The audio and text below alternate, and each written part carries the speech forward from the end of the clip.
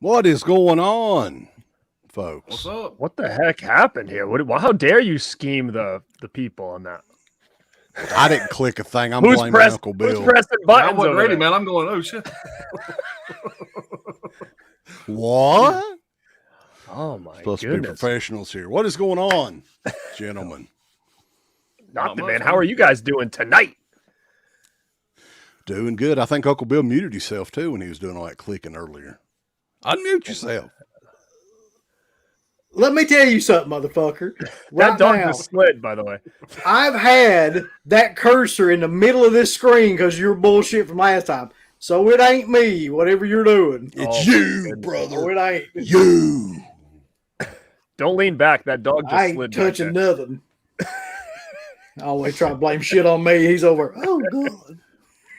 Hey, Fucking shit up. it was not me. I blame Casper if it wasn't you. So It wasn't me. I didn't touch a thing. I told you. Uncle Bill's innocent. But anyway, this is the first Scheme Factory show that we have done in what? It's close to what, a year. What was the last one, like July or something like that last year? It was like 7 months ago because I watched it yesterday to see what I was doing. Again, I've seen it before, but I had to practice. That is so funny. So yeah, I mean, we need to welcome Pop on here for the very first time. I appreciate the invite, guys. Yeah, no problem. The Scream Factory, because you've got them pretty much all of them, right? Yeah, I mean, you're but the finding exception that of a couple along box sets and the old Yeah. steelbooks, whatever. I have everything else. So, but Secret judge me weapon. not. I have everything. and he's actually been catching up on a lot of these titles over the last couple of weeks. He found out we were doing this show and torturing himself and everything. So we definitely want to thank him for that. Yeah.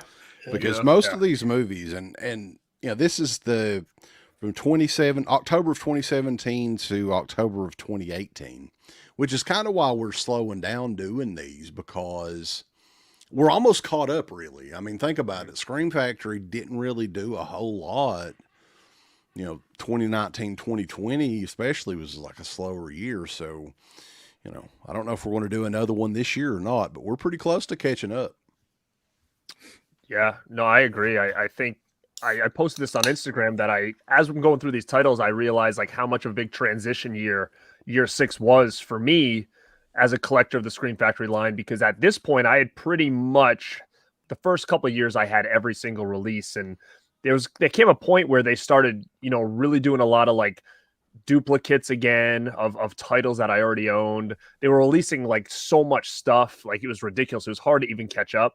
And you know, I had sold some stuff from this year as well, like during the last couple of years. So it's an interesting time. I don't have everything. I started to really become a little bit more picky here, but that's why we had to bring in the big gun over here. You know, the reserve over here on Pop to start helping us out with this, because you can't rely on me anymore. You know, I did not start collecting until 2020. The Scream Factory stuff. I'd actually bought the Halloween box set from FYE. Got it on sale. I didn't know what the hell Scream Factory was. And then as I started getting into the boutique stuff, I realized that was Scream Factory. Started getting the collector's edition, and I kind of went from there. So I was late to the game. We got a lot of people in the chat already, though. Just want to do a little bit of a roll call, and we'll go ahead and get started, because these are 84 different releases over the span of a year. And again, it's October 2017 to October 2018 is where we're going. And go through the chat here, see some familiar faces, possibly some new faces. Marv Dogger, Saturn Video, Wild Wrangler, Ken Carlson, L.A. Jewel, MacBoy Color, Crash 517, Killer Pizza, Anthony's Horror and More, Steve Mayers, Carlos Orolebos, Arriba. Let's go to the Del Taco, or Taco Tico. Taco Tico. Hey, let me speak on this for a minute. Enchiladas. Conan would come out and say that all the time. Wild Wrangler, if I didn't mention him, I'll probably mention some of these over and over again. Wonder This World 97, Business of Fear, the 4K Tent Revival, Jared Strupler. Quit calling name calling's not allowed, sir. I gave Uncle Bill, he's got the authority to ban people now, so you better watch it. Who the Security. hell's calling people names? He called me a dickhead. What? I must have missed that entirely. I'd have been like, We called us all dickheads. well, where's he at? Until you guys have hair. Where the fuck is he at? What are you doing? You're just gonna stop. You're just gonna stop booting people? Is that the Uncle Bill way? That could be what we do. It's my favorite thing to do, really. Scratch Bueno. I can't forget where he's Matt at anyway. Talks Movies. Rock and Roll Don Morton. 4K Media Guy. Rock and roll Don Morton. That's killer. Rock and roll daddy. Tony Moran is in the house. Sammy Morez. What's going on, man? Mid-Level Media. What's up? It's another rather new collector, right? He was fucking like dogging on Bubba Hotep the other day. And I'm like, are you kidding Yeah, me? I've seen that. Man. That's a classic. Yeah. He was talking about picking up Sonic the Hedgehog 2 and bitching about fucking... What the hell? Bubba Hotep. Go watch your Sonic the Hedgehog 2, Ken. God. Who bitches about Bubba Hotep? Of all the movies to Ken. not like, that's like... That's a piece of shit.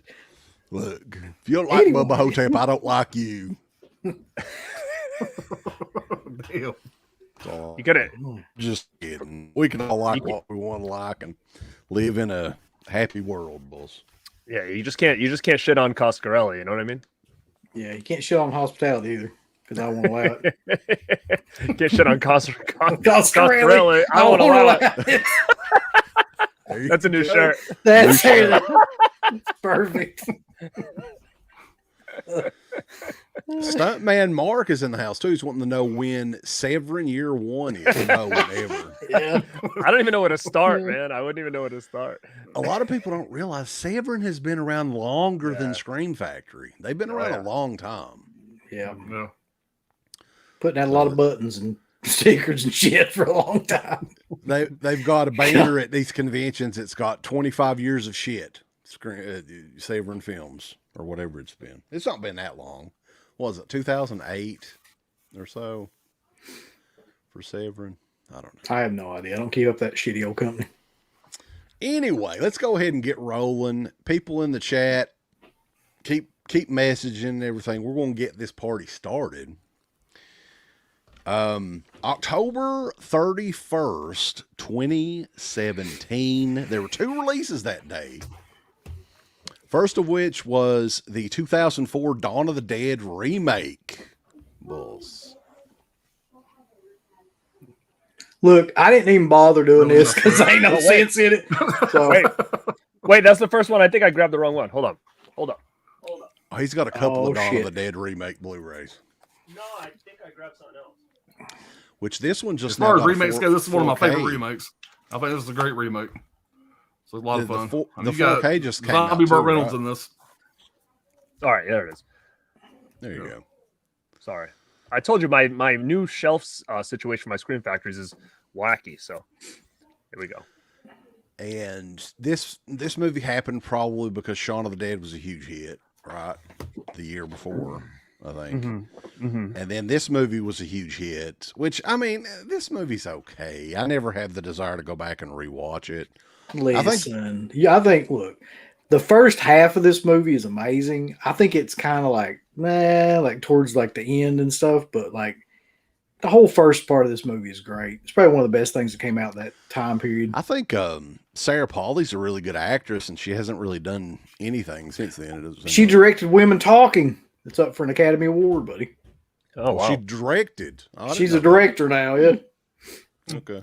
Yeah, I mean, I like this, but I feel like the more I watch it, the less I like it.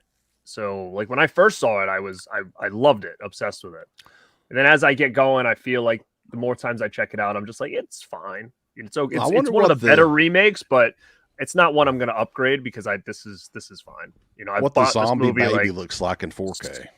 I think this is probably like the third or fourth time I bought this movie, and that's not even in, you know, I didn't even upgrade to the 4K. So, but Yeah. as a remake, it's one of the better ones.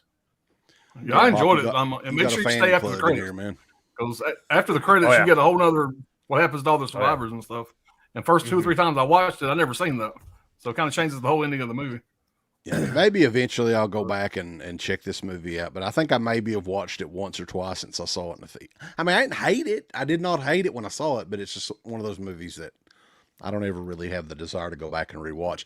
Another one of those movies came out the same day. I don't have a desire to see it ever again. And that's George Romero's Land of the Dead. Land of the Dead. The Dead.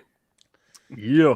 Yeah, man. That's one that no matter how many times I revisit it, and I constantly revisit it to try to make it good in my head, it still sucks. And it's mostly the visual effects that make it suck, honestly, in my opinion. And John Leguizamo. I mean, I think it's all right. I don't think it's that great. It's the same. I think this Dawn is better. I saw both of these in theaters. I think I kind of liked Land when I saw it, but it's another one that I feel like the more I check it out, the more I'm kind of like, it's not as good as I thought it was. Dennis Hopper's okay in it. It's not my favorite, but it's all right. I don't go back to it very often. The Romero Dead movies in the 2000s, it's by far the best one. I was going to say, if you compare it to like Diary of the Dead and Survival of the Dead, it's a damn masterpiece. I mean, he had a budget to work with this one too, which I think some of the zombies, like some of the practical effects that they use in some of the zombies was really great. But again, some of that post-production shit, man, bad. Yeah. It was definitely the best one of that decade for sure, no doubt. If he would have just done practical effects, I swear I think it would have made that movie like 10 times more enjoyable. But the stuff like where the zombie's head goes backwards and that's all visual effects, and then it gets shot and then flips backwards and then bites somebody. Just a lot of that stuff just looks awful nowadays. You go back and watch it. Well, this was the theatrical debut of Michael Slipcase Felcher, though, too. So we got to give him a shout out. Yeah, he's one of the zombies in it. He is. No way. I never knew that. Can you see him clear as day? I believe so, yeah. I think he's in the same shot that Edgar Wright and Simon, what's his name? Simon Pegg. Simon Pegg, yeah. They were in. I think you could see him in the background or something. You know what? Maybe I'll go back and watch this. It's been a while. I think the last time I've seen it was when this came out. So what year would that have been? What year were we in? 2017? No, but I'm saying the Blu-ray. This Blu-ray, yeah. And there's a really cool special feature of Simon Pegg and them talking about how they got in the movie. They're super fans, George Romero, and so there's a really cool special feature on this that kind of interviews them about how they got in the movie and all that stuff. If I'm not mistaken, though, cool. the original plan for Land of the Dead changed quite a bit. Like, isn't that a script that he had for a while? And the studio probably changed quite a bit from what it originally was supposed to be, but there's aspects of that movie that I really like a lot, but I don't know. I mean, it's okay. Yeah, there are parts of it that are like, you can tell were like really good, but then it just didn't come together very well. Now, was this supposed to be, I remember for years, Twilight of the Dead was always like a rumored title. Now, is that what this one was supposed to be originally, and he changed it to Land? Did you guys know if that was always the plan or no? At one point in time or other, we talked about this with Felcher. I know at least, but I cannot remember what the hell he said. Somebody can go back and look up some of those interviews. This is something that I think is a generational thing with Dawn of the Dead. A lot of younger fans just cannot get past the makeup in the original Dawn of the Dead. Yeah. Mm-hmm. Yeah. I get that and everything, but they're also wrong. I mean, I would agree, but you just are. I can't help it. It's not my fault. That's how I like my zombies. I like my zombies like that. I'm not gonna try to defend or anything. I'm just gonna say you're just wrong, dude. Speaking of which, I don't know if you guys can see it, the El Cheapo free Scream Factory shirt I have on. Oh yeah, I got that in the mail too. Yeah. Wow, look at that, huh? It's actually not a bad shirt. It's not a bad shirt, but goddamn, bulls, they could have put some color of some sort in that. I mean, it's just black and white. Well, what'd you want? It was free, motherfucker. They ain't gonna come up with gutter garbs and give you a free shirt or anything. Well, it could be at least on a red shirt with white lettering or something. I don't know. Do something. They should have got T-shirt Joe to do it. He'd have had like 5 million of them made in 2 days. The next week, though, there were a few different releases on November the 7th. Darkman 2, The Return of Durant, and Darkman 3, Die, Darkman, Die. I never bought those. I That's never, so killer, bro. I never bought them. That's so killer. yeah. I'm I've not seen the first positive. Darkman. I have not seen these two yet, so I can't comment. I was going on to say, I'm not But- positive I've ever seen those. Well, it's I have a my I have a Darkman box is set already. Go ahead. my sorry. Darkman is Liam Neeson. If he's not associated with it, they can go to hell. Yeah, I ain't never that's watching right. it. Yeah, he's my Darkman. So- What you gonna say though? Yeah, I had them on a box set. So for some reason, I bought the original one on the collector's editions, and I must have just passed on those two because I was like, I've already got a box set. I might as well just hold on to that. I don't think I've ever seen those Yeah. movies. I can't. I don't know if I have either. Yeah, To be honest, I've never seen the sequels, so I've had these forever. I still ain't watched them yet. But Also on November the 7th, there was the first of many IFC Midnight titles. Darkness Rising. Poor Yeah, old don't waste your Pop. time. Scott. I watched this recently, and it's ass. It's pure ass. It's Um, ass. It's I just real get the bad. I mean, the feeling- whole movie, nothing ever happens. It's just terrible. I get the feeling that Scream Factory just continued on with like the movie's Lionsgate release, like back in 2008 on DVD. Like it's just those There's kind a of movies. there's a lot of that stuff in this time period too. I noticed, like going back and looking at this list. And also pretty killer Saxon song and album, but I don't know about the movie. Killing Ground, boss. Killing Ground. I don't have it either. I'm gonna stay in mind this one. I watched this one yesterday. This is an Uh-huh. Australian horror movie, and this one which is actually pretty good. This is one of the ones I enjoyed. I miss an Australian, out in the wilderness survivor type movie. It's actually pretty good. Of what I've So watched it's in the like, last couple weeks. Oh God, what was that movie called? Is it like? Come on, Wolf help me Creek. out. The Australian Wolf Creek. Yeah, is it like that? I love Wolf Creek. It kind of has that same vibe, not so much, but I mean, you kind of get the same vibe. The two killers in this movie, you kind of get a pretty good backstory, and they kind of go kind of Pulp Fiction where they bounced around from like now to 4 days ago to back and forth, whatever. Do a lot of that. It's done in a pretty cool way. I actually enjoyed it. So this is one of the better ones I watched the last couple of weeks. Getting ready for the stream. This is a recommend. My first recommend. Okay.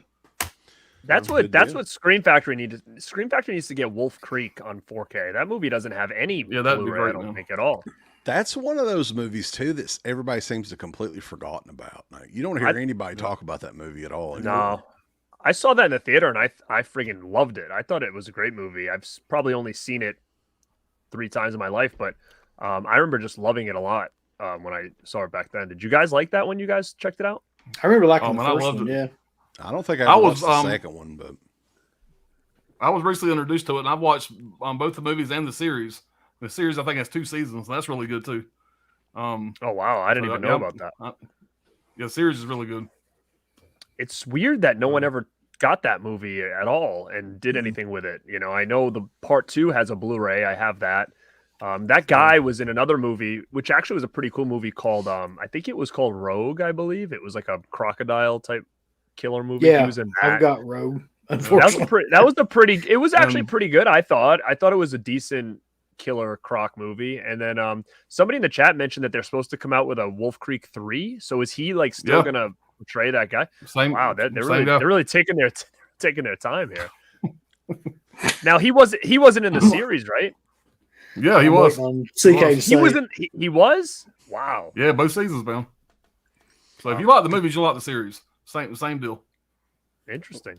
I did want to say we have 122 people watching already, so it's a good opportunity to tell everybody to thumbs up the video and subscribe to not only both channels, all 3 channels, because I'm going to put Pop's link in the description whenever we get this show finished so people can check Pop's Movie Dungeon out over on YouTube, and Born to Be Rad on YouTube, borntobерad.com, and of course at Dead Pit on YouTube as well.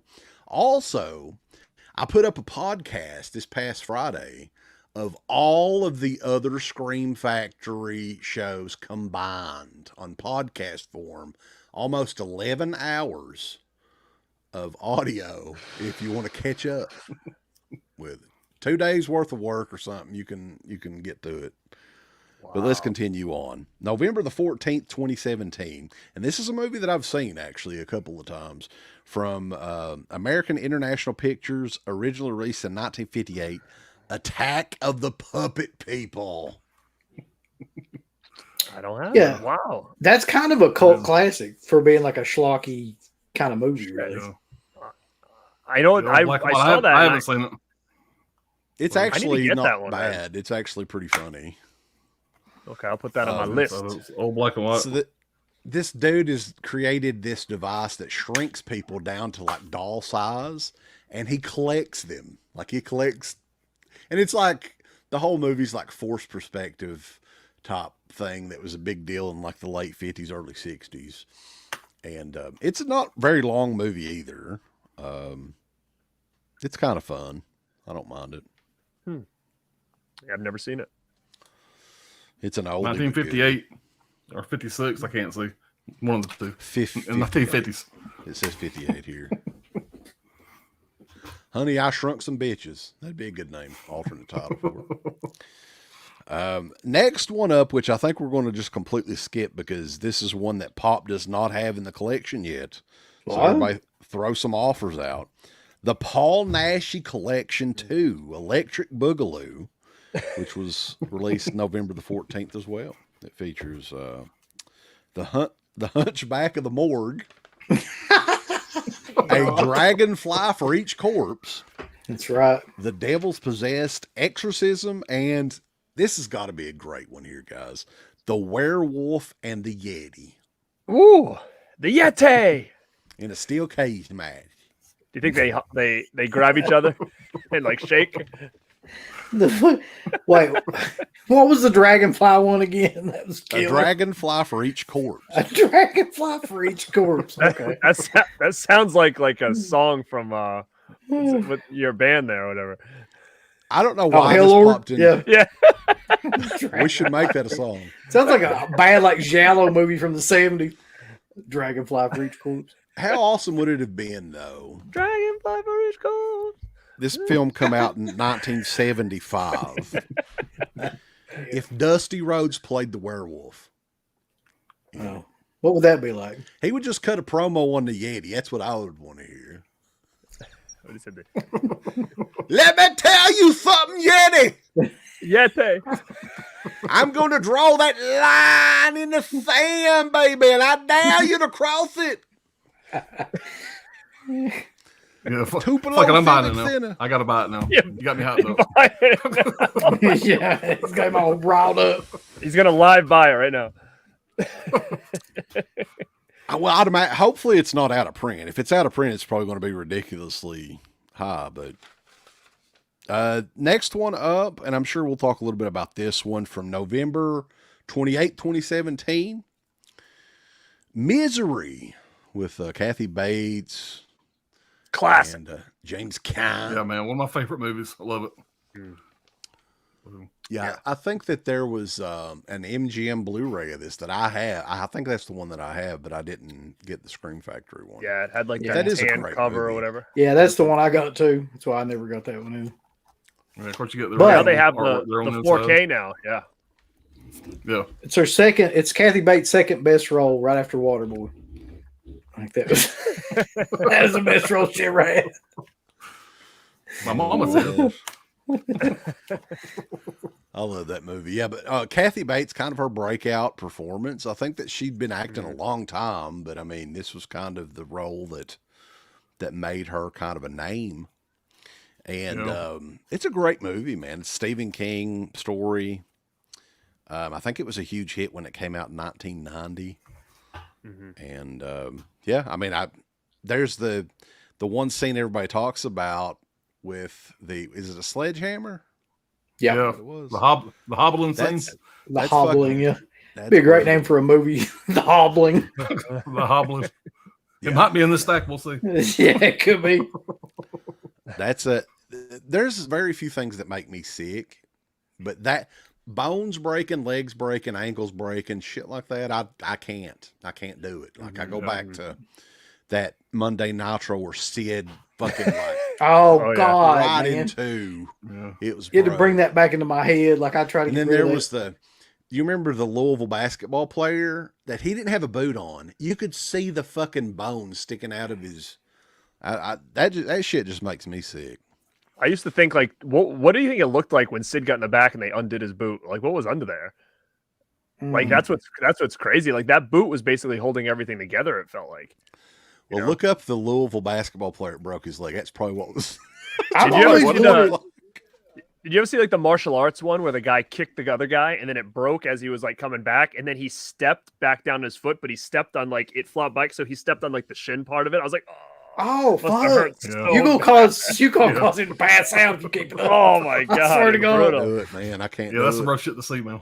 Okay, real quick though, what I've always wanted to know, what the hell was what was he going for with that move anyway? Like see it off the top rope. Like what was he hoping to fucking do? I know it didn't make sense. It was like a boot and he landed on his one leg. Like it didn't make any sense of what he would do. Like a flying. I feel like he didn't think that out at all. Like how that was gonna. No. That was gross. That was probably one of the nastiest things that I've ever seen in wrestling ever. Although we haven't seen footage of Andre shitting all over Bad News Brown either. Which, if there's footage of that, I hope to God it can get out somehow one day. But continuing on, this was one that I did buy at one time, but I can't find it. Either that or I sold it. The first Silent Night, Deadly Night came out December the 5th, 2017. Yeah, one of my favorite slips. And a great slip. Great artwork on that. And they did a figure for that too, right? Didn't they do an action figure for that? Yeah. They did two, those sons of bitches. This is what they always do too. So they had a limited edition figure that they came out and then they put it back out again, NECA did, with like a regular. That caused a big controversy because that was one of the big reasons that people bought that bundle was like, only time you'll ever get this. And then it's at like Target like a year later or whatever. Yeah. So an interesting story that I have about Silent Night, Deadly Night, the Blu-ray. We have a few stories actually about Silent Night, Deadly Night as a movie, but there's there's an interview that we did that we gave Scream Factory, right? This was 2017. Dead Pit was not even doing anything at the time. And my buddy Cliff, which we were buddies at the time, we were Facebook friends. I sent him the interview and I'm like, go ahead and use it, whatever else, right? And they use it, of course. We have no credit on the back of the disc or anything. And they didn't even fucking send us a copy of Uncle Bill. What the fuck? Well, it's because of the shit in the box situation. I'm pretty sure it was. Well, we were trying to bury the hatchet and be nice. We tried to be nice. Tried to play by the rules. Yeah. Assholes. Nobody shits in a box. I won't allow it. No. They really took that hard. They really did not appreciate that. Silent Night, Deadly Night, though, what can you say? I mean, it's all-time classic. That movie's cursed for us. I just want to say, Oh yeah. Yeah, it's every year watch for me. Christmas every year watch. It's a classic. I think though, with like Silent Night, Deadly Night 2, you can really get all the best scenes from the first Silent Night, Deadly Night. Plus, you have Eric Freeman and his eyebrow acting, which can't be topped. December the 19th, and this is a movie that I thought that we talked about before, but evidently not. American Gothic from 1988. I think I love that movie. Was a direct-to-video movie, right? Or did this come out in theaters? I remember it on VHS. Like, I don't know if it ever came out on theaters, but that's where I first saw it. Yeah, me too. I never seen it in theaters. VHS is what I remember. It's such a great movie. Great artwork too. This artwork is, you're right. This is one of those artworks like Monkey Shines and stuff. When you went to the VHS, like at the rental store or whatever, this caught your eye big time. Like I can always remember that sitting there and be like, what is this movie? You know? No. But underrated, I think. It's a basic kind of a slasher movie. I don't know. Like the group of kids go and get stranded in this, in the wilderness, and they come across this house, and Nicaro and Raw have like a bunch of grown adult kids right? But they're all kind of like mental, if you will. They're dressed up as like kids, like children, basically. And they play like, this is the part of the movie I thought was cool. They kill all these like teens like by playing like cute like children's games with them.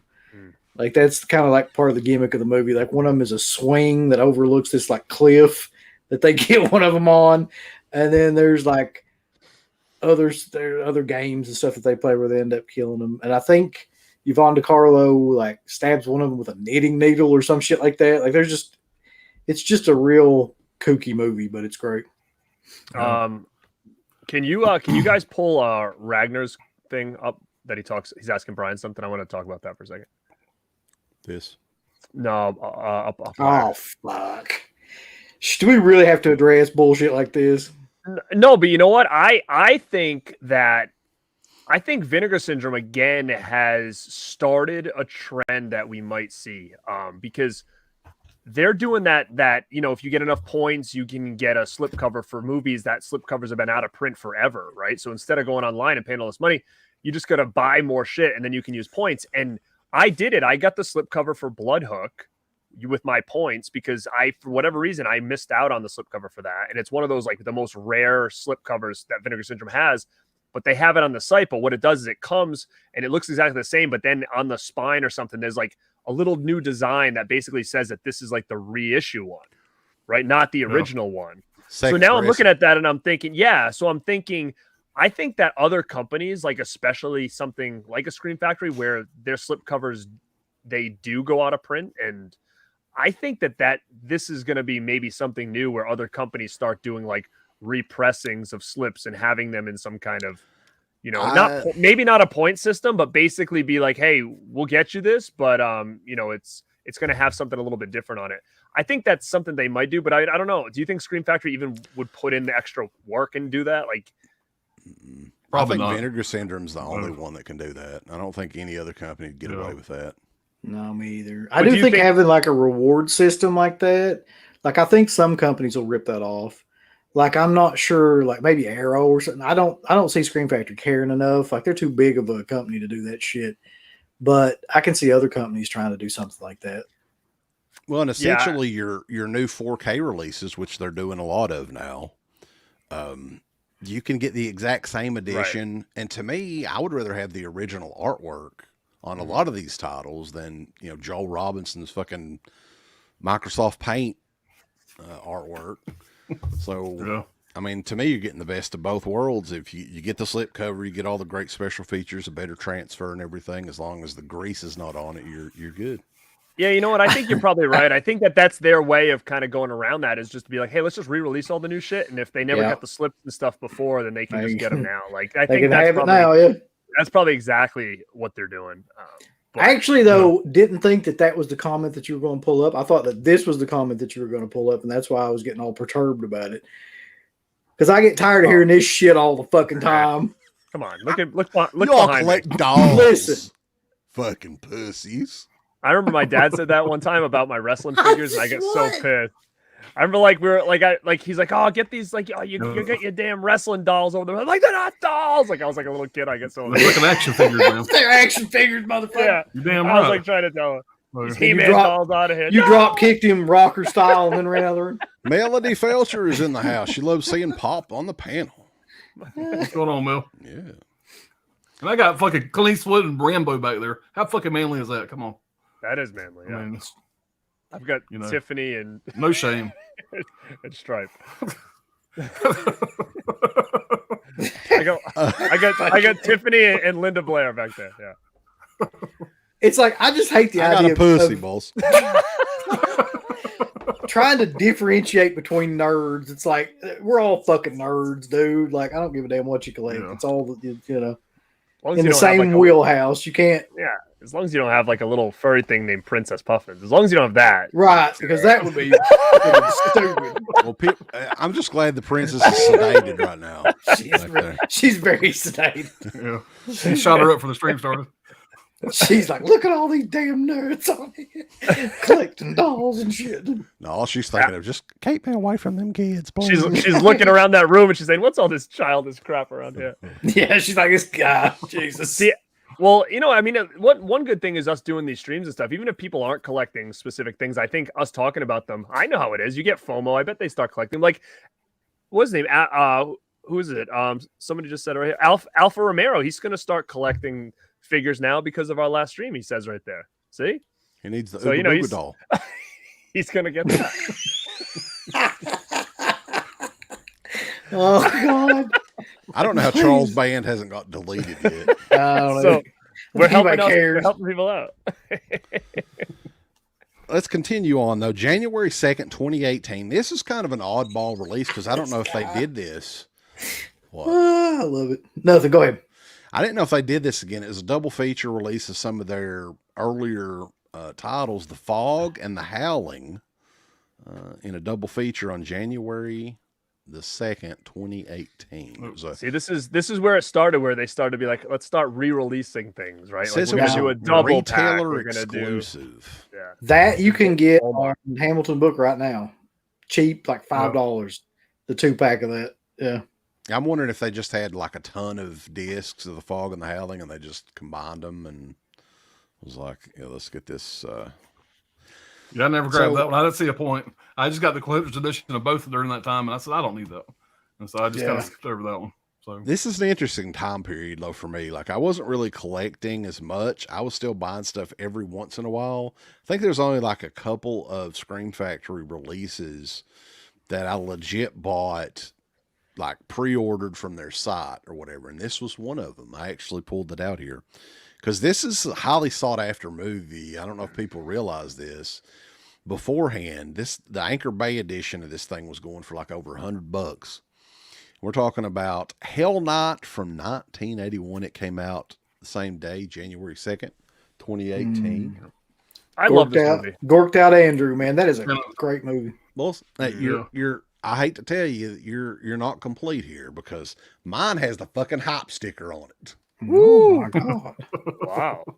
Is that because it's still sealed? No, I opened it. You open it at the top, see, and you can leave the hop sticker on it. Watch it, enjoy you it. You got the classic. Yep. Yeah, it's a great poster too. It's probably very expensive now. I got the one sheet. I should have put that up the other day. It's a 2-disc edition. This is when they were still doing DVDs. And they didn't do the hop sticker thing very much, I don't think, did they? I remember only seeing it on a couple of different titles. What does it say? I have it on my Drag Me to Hell. It's got a hot sticker on it. The classic horror film finally on Blu-ray, featuring a new 4K transfer of the film, cast and crew interviews, and much, much more. Yeah, I love this movie. It's very underrated, I think. I love the artwork on that too. It's kind of this like is one of the better ones. A throwback to the original artwork in a way. Yeah. I'm gonna put really that up there. Artwork, yeah. man. I miss it. I'd say that's probably like one of Linda Blair's best movies aside from The Exorcist. Like that and like Savage Streets are probably my favorite. This one's a great one to watch on Halloween too because it's set on Halloween. Mm-hmm. But yeah, I love Hell Night. The Donny Osmond lookalike guy from Friday the 13th as well. Gorked Out Andrew, I think, is one of the underrated slasher killers of the time. And it's got a good vibe to it. I love Hell Night. I think isn't Vince Van Patten in it too? That he would go on and do the World Series of Poker. Like he was the host of the World Series of Poker for like 20 years or something. Mm-hmm. Moving along though, IFC Midnight makes a triumphant return on January the 9th with 68 kill. Yeah. What in God's why? Hold on. I wasn't expecting to like this one. This one was a fucking fun time. It really was. I don't know if I've watched it. It's good. It's got the guy from that show, Criminal Minds, that nerdy guy from Criminal Minds, the TV show. He's the main star of this, and he gets ass left to right in this. It's kind of weird for that kind of character, but this is a crazy ass movie, man. That's a crazy terrible ass name movie. for a movie. I was not expecting to like even this. mean? So hell, I don't know. I don't remember what the 68 kill means. It's batshit crazy, man. It's batshit crazy, but it's a lot of fun. So this next one, I actually watched the trailer for it, and it looks so stupid that I actually kind of want to see it. Eye of the Cat from 1969 came out on January the 16th. It's another like when cats attack movie. Universal Pictures. Yeah. Now this movie here, this is an old TV movie from the 60s, and I was not expecting like this at all, and it wasn't great, don't get me wrong, but it was better than I thought it was gonna be. It was watchable. Now, will I ever go back and watch it again? Probably not. But it was definitely better than I thought it was gonna be. So right. Yeah, I mean at least it's a TV movie from the 60s, you know. The next one, I don't know. I mean, it's still on Hamilton Book. It's $5, and they've probably got 5,000 of them left. I don't know what this movie is. I just saw the trailer for it, and I was like, Robert Englund's in drag. Yeah, man, this is Dance Macabre. Dance Macabre. Yeah. Yeah, I'm not a big ballet guy, and watching him in drag, he makes it an ugly ass woman. When he's in drag, he is an ugly ass woman. I have seen that so many times on like Hamilton Book. I've just never like thought I would like that movie, so I just never bought it. Yeah, well, I did not like this at all. I didn't like it at all. If you're curious, I mean, it's a murder mystery set in like a ballet academy or something, right? Yeah, I don't know. I haven't even opened mine. That's another thing with this year. They must have just been pumping stuff out because a lot of mine in this year are like still sealed. Oh, My Killer Podcast donating $5 to the Dick Demons ED Fund. Listen, I feel like I'm never ever getting the new Dick Demon. I don't know think that's why, ever right? gonna happen. Oh yeah, I know why. Yeah. It was just bad timing, right? David, the whole cardboard enthusiast thing is probably never gonna allow that to happen. The next one on January the 30th. The Projected Man from 1967. Universal, another Universal picture. Yeah. Projected Man. I was thinking a Creed. That's a Creed song or something like that, right? Didn't they have a song called The Projected Man? Sounds like a damn Rush song. Really? The Projected Man. This felt like a 60s James Bond movie without James Bond in it. That's kind of the vibe. All the scientific lab crap, whatever. And it was so only bad. ugly women. It was hard to get through, but it's what it is. February the 6th, Welcome to Willits, another IFC Midnight. Will it?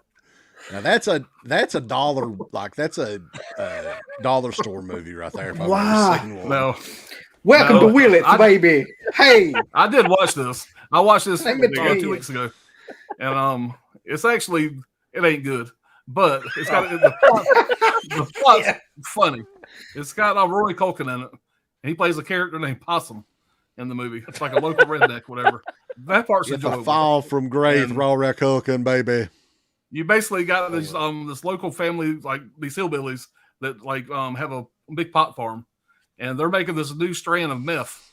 And every time you take the meth, when they see regular people, they think they're fucking aliens. And so the whole it's like a movie damn is autobiography for around here.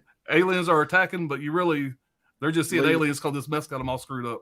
It's not good, but it's one time watch. It's interesting. Brian Goes Blue, of course, it was Faceless Man, so he would know. He's the Creed fanatic in there, but that's a good song. All right, February the 13th, Drag Me to Hell, the Sam Raimi movie, which I already had the Universal release of this that came out a few years earlier. It's not a bad movie. I actually kind of dig this movie. Yeah. What do you guys Sam think? Raimi, man, it's a good one. I think. I like the movie a lot. That was one I've sold because you're right. I bought that and then I had the other one still. So I was like, I can get some coin for this. So I sold that one off on eBay with the slip and stuff and just kept my regular, who put it out? I don't even know who put it out, but Universal Pictures. yeah, I just kept that one.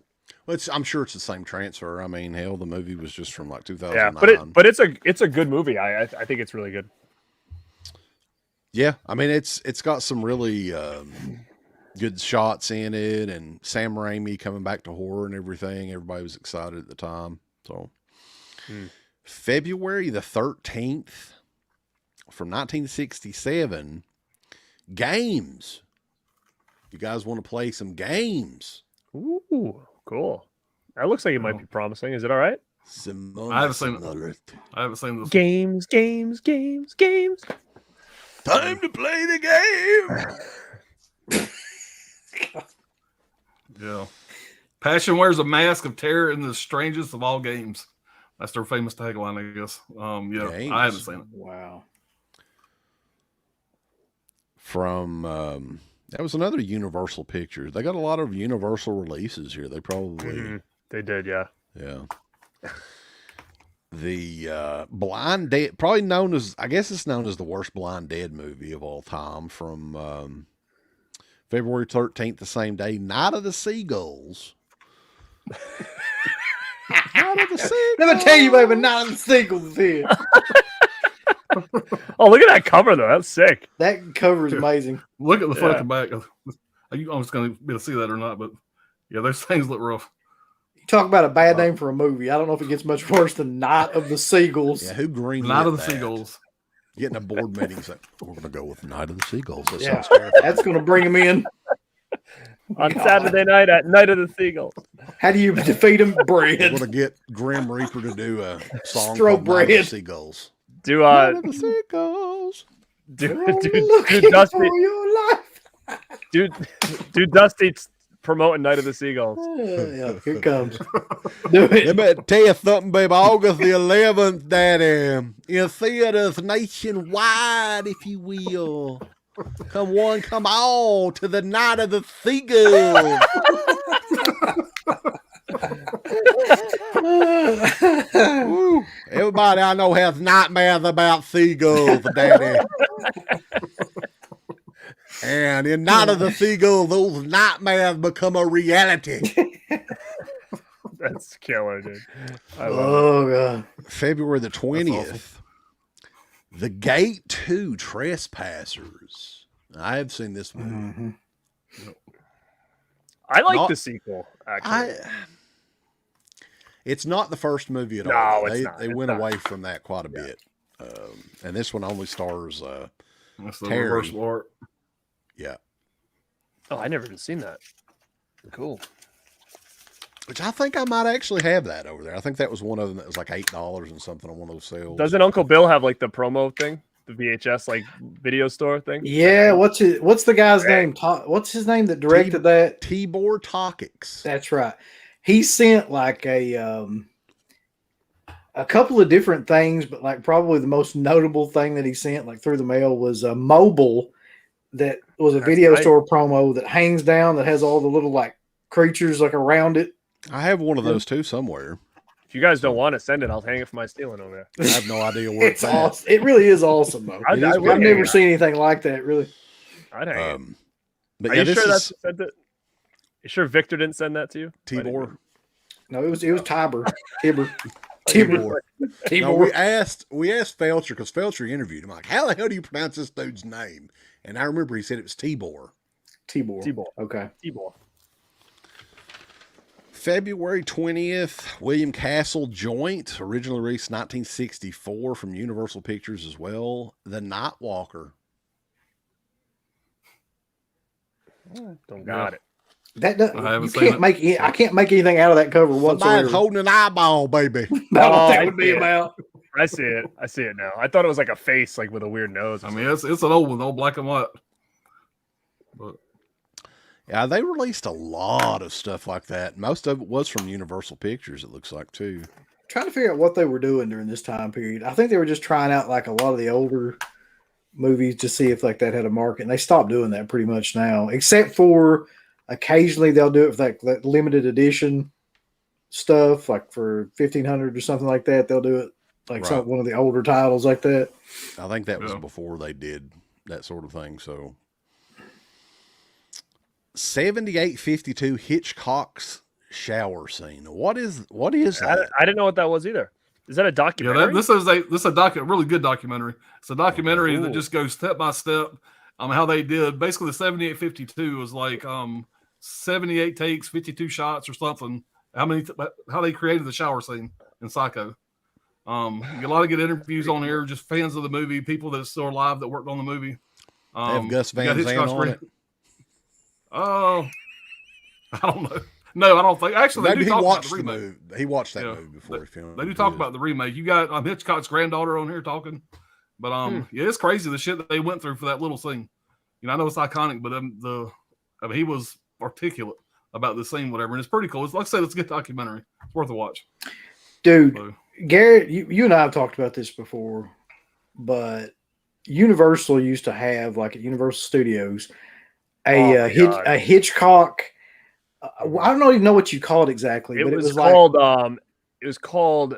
Oh my god! There was a specific name for it. I'll try to find it, like Hitchcock Theater or something like that. Somebody in the chat will know. Yeah, and one of the things they did was they showed you like step by step how he created that scene. Oh yeah, it was called Alfred Hitchcock: The Art of Making Movies. Yeah, and that was like one of the best things. Like, and it doesn't exist anymore, I don't think, but back in the day, that was awesome.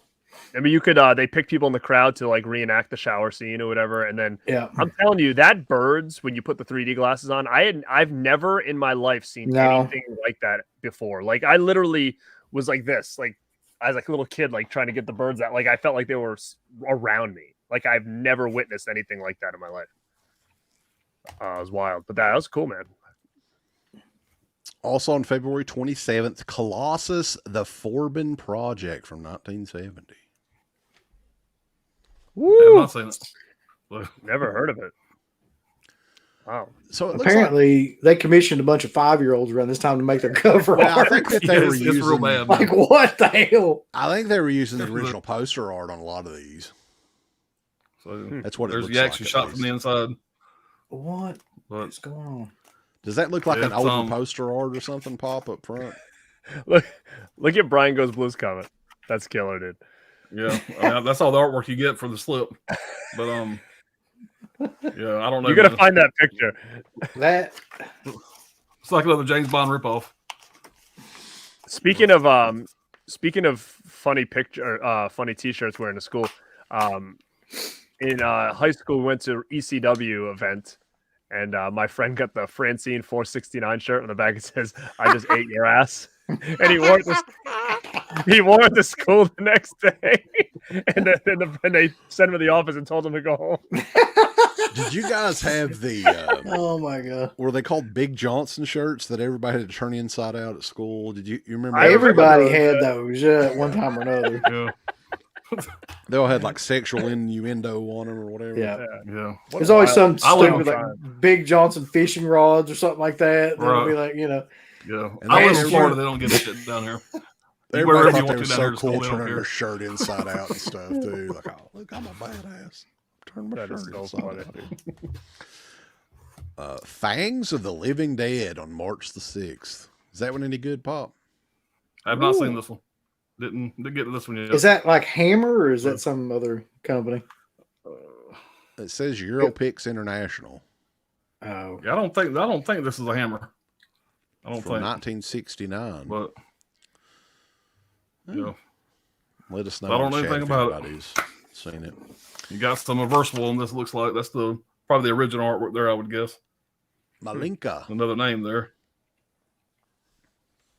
Old vampire pick. Malinka. Also on March 6th, I think fans overall, like, I don't know if they're divisive anymore. It seemed like they were back then. The Strangers from 2008, which we did a Dead Pit on the Road for that way back in the day. We did. I like the movie, but that was another one I sold because I had that other Universal edition. So yeah, I like that artwork though, right there. Yeah, that's a cool artwork, I think. I'm actually a fan of this movie. I like both of them, but I mean, I don't know. Looking at Liv Tyler for a few hours is always good. So, yeah, that's it's one that when we reviewed it on the road thing in the theater, I don't think I've ever went back and tried to rewatch it ever. Did you like it when you saw it for the first time? No. No, he oh, didn't. really? I remember the only thing he kept saying. Well, they kept saying, I did too, man. There was some creepy shots in that movie. I enjoyed it. Yeah, underwear head. Yeah, I remember that. Like to me, there was just nothing to it. Like it started pretty much immediately, from what I can recall, and it was just fucking people beating on doors and stuff. I mean, that didn't do anything for me for some reason. That one shot of I him in the house with the silence still is like one of my favorite. I think me and UB talked about that on the Scariest Movie Moments, or whatever. That's still a great shot with the silence and nothing really happens, and he's just standing there like behind her or whatever.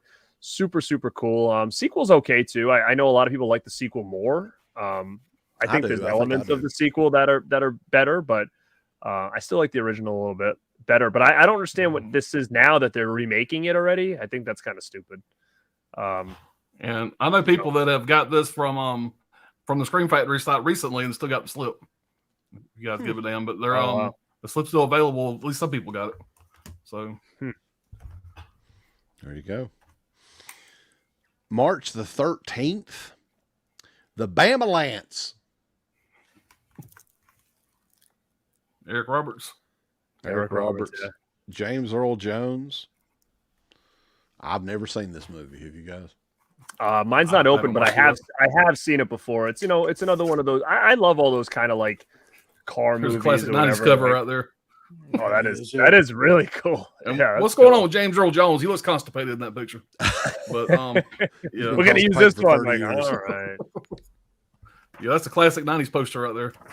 But from 1990, that movie was made. Triumph Releasing Corporation. So I'm guessing it was like pretty much a no-budget independent release. March the 20th, Nightmare at Noon from 1988, a.k.a. Death Street, USA. Yep. It's a fun one. I've never seen it. I've never seen this, and it's not open. Yeah. It's from like 1988. You get a bunch of the old, car explosion stunts and stuff like that. I mean, it's a guy movie. It's a cheesy guy movie from the 80s. I had a good time with it. So that's always a positive. Yeah, this was 5 years before his big blow up in Champagne and Bullets. This came out 5 years before. But, I mean, this is cheesy as hell, man, but it's a lot of fun. It really is. I had a good time with it. Also on March the 20th, and I think, Pop, you were going to talk a little bit about this one because this is one of your favorites in the whole show. Rockula from 1990. Rockula! This movie will never be watched again. If I ever start selling off my Screen Factory shit, which I ain't planning on doing, this will be the first one to go. This sucks, by the way. I'm an 80s kid. Literally. I'm an 80s kid, and I like 80s movies, but this is too cheesy even for me. Wait a minute. Is that the dude from Summer School? Yes. Yeah, Chainsaw. Francis. Yeah. It's not good. It's not a good movie. It ain't good at all. It's not good at all. And you got like the girl that says Mickey. What's her name? Tony Basil. She's in it. Oh yeah. And, what the hell she doing? Thomas Dolby. Thomas Dolby, you blinded me with sciences in it. And talk about a fucking bad actor. Man, it's rough. But yeah. Yeah, that just looks like a movie that I'd never watch. Don't ever watch it. Yeah. Rockula. Christian said in a stream one day that he's hoping for Rockula versus Blackula movie. That's what he's hoping for, but I don't know if maybe Cool Duder can make that. Rockula versus Blackula versus Rockula. March the 27th, and this is the first of many of the limited edition steelbooks that they did this year. John Carpenter's Assault on Precinct 13, the 10,000 unit steelbook, and this is definitely one of my favorite Carpenter scores of all time. Oh my god! Yeah, I don't have the steelbook. I have the collector's edition, but I'm just starting to get into the steelbooks, and I haven't grabbed that one yet. Ooh, baby! Nice. There he goes. Nice. He's bringing something to the table. Look at. Sick. Let's go look at the steelbook. And the one thing that I'll say about their steelbooks is at least they were all uniform. They all like. I don't know if they're still doing them, but they all kind of go well together. No, they are. They still kind of look pretty uniform, even the 4K ones. Look at that. So the gimmick with the steelbooks again is I think they're updated transfers, right? They're 4K transfers. Yes. On Blu-rays. Yeah. Yes. So it's not exactly the same release, which is good. Any thoughts on Assault on Precinct 13, though, the movie? It's one of my favorite movies of all time. Yeah. Love it. Yeah, I'm pretty down with most anything Carpenter, so I like it. Yeah. Yeah, Dude, I mean, in still terms think of it's like, an underrated one too, honestly. yeah, the soundtrack to that movie is so simple but so like amazing too. Mm-hmm. March the 27th, same day. This is another one that I think Anchor Bay Entertainment did and got a pretty big fan base back when it came out, but you don't really hear a whole lot of people talk about it now. It's Behind the Mask, The Rise of Leslie Vernon. No, I just watched this today, this afternoon. Yeah, I enjoyed it, man. It's like a mockumentary type movie, you know. So they make it sound like Freddy and Jason and Michael are all in their universe, and this is the up and coming next serial killer, and they're doing like a mockumentary, and it turns into a full blown slasher. And it's a good time. It is different. And it did have its fan base when it came out. I remember, I think we reviewed it when the DVD came out, and a lot of people. It had a big buzz about it, like in 2007 or 2008, something like that, when it came out. They were kickstarting a sequel, but it failed. So I don't think that's ever coming now. But it was supposed to be greenlit for a sequel. That was another one that I sold off with the slipcover because I think it was an Anchor Bay Blu-ray, I believe. So I sold that one off. But it's a cool movie for sure. And you got Robert Englund in this, fairly small part. On March the 27th, they were pretty busy that day. There's a few releases. I Remember You from IFC Midnight. It's a Skid Row song, right? Yeah. Remember yesterday, walking in there, love letters in sand. Garrett knows but I love it. I have not seen this movie, so I don't know nothing about it. I don't know either. It's probably dog shit. It looks like it's got the Zodiac cover on the front, like it's the same and it style. Must be a foreign release because I can't pronounce any of the people in it, so it must be a foreign release. Yeah, I don't know. Anybody in the chat seen I Remember You? Let us know. Also on that day, transition out of that. Prince of Darkness, which is Steelbook, I think. The Steelbook edition, yes. Yeah. Ooh, he's the Steel Man. There he is. This is probably my favorite of any of them. I love that. I have. Yeah, that's one. I mean, Steelbook wise. Man, really, if you look at it, Scream Factory's released almost every Carpenter movie that he's ever done.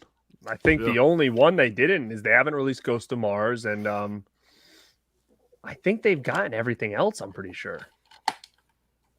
Whatever his what was the last movie? That Ward or whatever. They didn't do that. That shit. But yeah, Prince of Darkness classic for sure.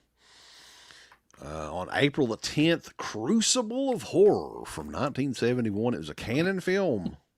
Oh wow! Yeah. Looks interesting. Yeah, I don't have that. I never seen it. Yeah. Looks cool. Never even seen it.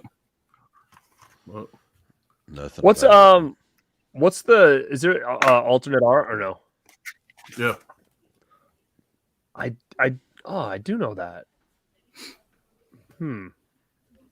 Yeah, I don't know if I don't think I have it, but I know that artwork. That's why I asked you to flip it because I feel like I knew that artwork from somewhere.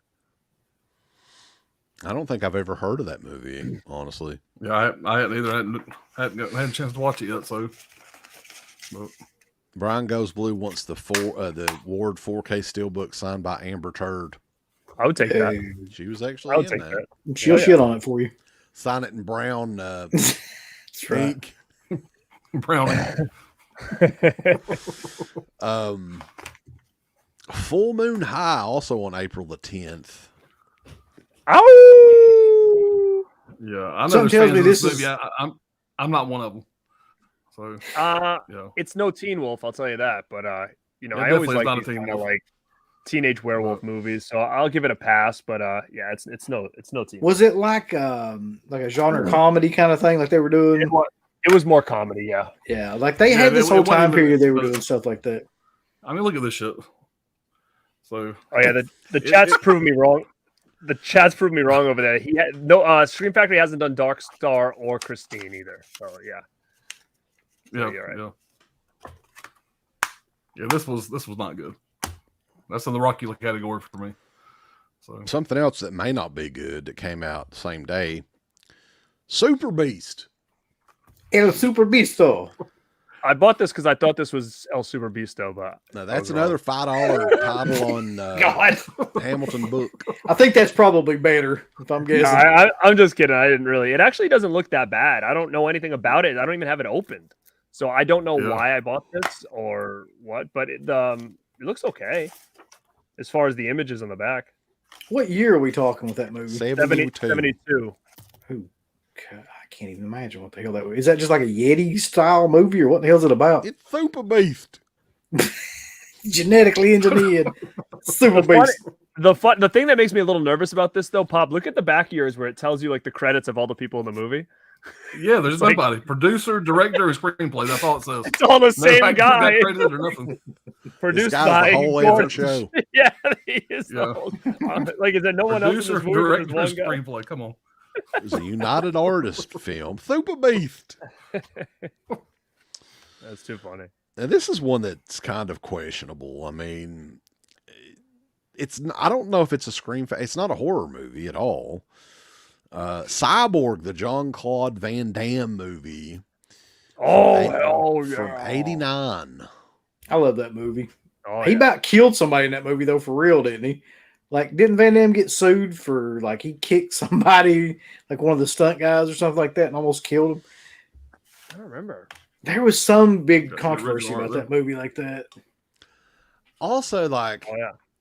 if you mentioned a controversy because it says that it was released April of 89. I'm almost positive this movie was made years before, and it might have been shelved or something.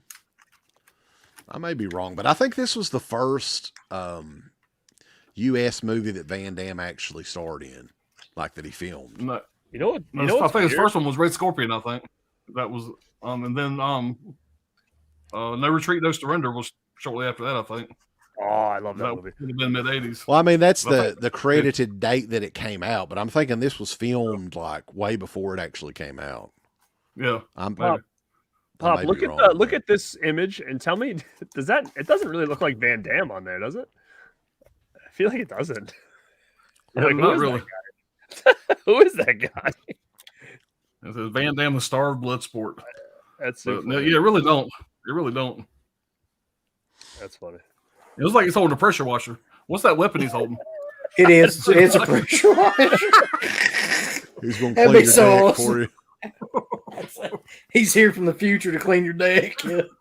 Do you remember when I don't know if you guys listened to it, but Method Man album had like a quote from that movie at the beginning of his album. I don't know if you guys knew that. Fun fact. Nope, no idea. Also on April 24th, Daughters of Satan. Never seen it, never opened it. 1972. Another United. I've opened Artists it. That movie. so. That's some decent artwork there. Yeah, it doesn't really look like Too bad. it doesn't really look rated G though. And no reversible. Well, it's called but Daughters of Satan. There's your action shot on the inside. Wait a minute. Yeah, what's the deal here now? That don't look like an old count, really. Now here's what's funny is like, It's another $5 Hamilton book release. so this Super This Beast says produced by Gordon Schneck, and then this one says produced by Aubrey Schneck. Yeah. It's And the again, you have Schneck producer, power director, duo. screenplay. Schneckers. Yeah, you get no actors at the bottom. All you got is just producer, writer, and That's director. right. It's all that matters. That's Schneck. interesting. Once they You get just- their hands on it. You just got schnecked.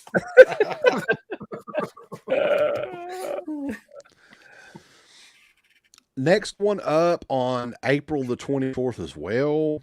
The Troll double feature, Troll and Troll 2. That's a Yeah, this is one I had to come off the pocketbook a little bit to get this one. I got after it was out of print. This one was not cheap. So, I love Yeah, this that movie. one's still going for big money, isn't it? yeah, I think so. That's so good. I still get a kick out of part one when the guy's running around telling everybody his name's Harry Potter. I think it's funny now. That's another cover out there that I remember from the video store days. That, Oh, yeah, yeah. that was one that kind of stood out. Yeah, I've So, got the VHS classic. of that somewhere in there. Yep. Yeah, Vestron video release. I'm wondering though, like, That would be another cool one for Vestron to do a re-release of, because It would. at least It the would. first one was like a Vestron release. They could do a double feature of those because they're out of I print. think someone should do Troll again. These two. Do a 4K. How about that? Lindsay Lohan's sisters in part 2. I don't think so. I don't think that's maybe Who the is case. Lindsay Lohan's sister? I don't even know.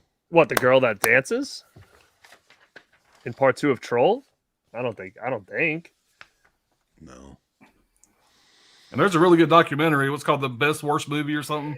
That's not Oh, on this yeah. release, but it's on the other release. Whoever else put it out, it's on that Yeah, one. it's a fantastic movie. Eureka, I think, put it out.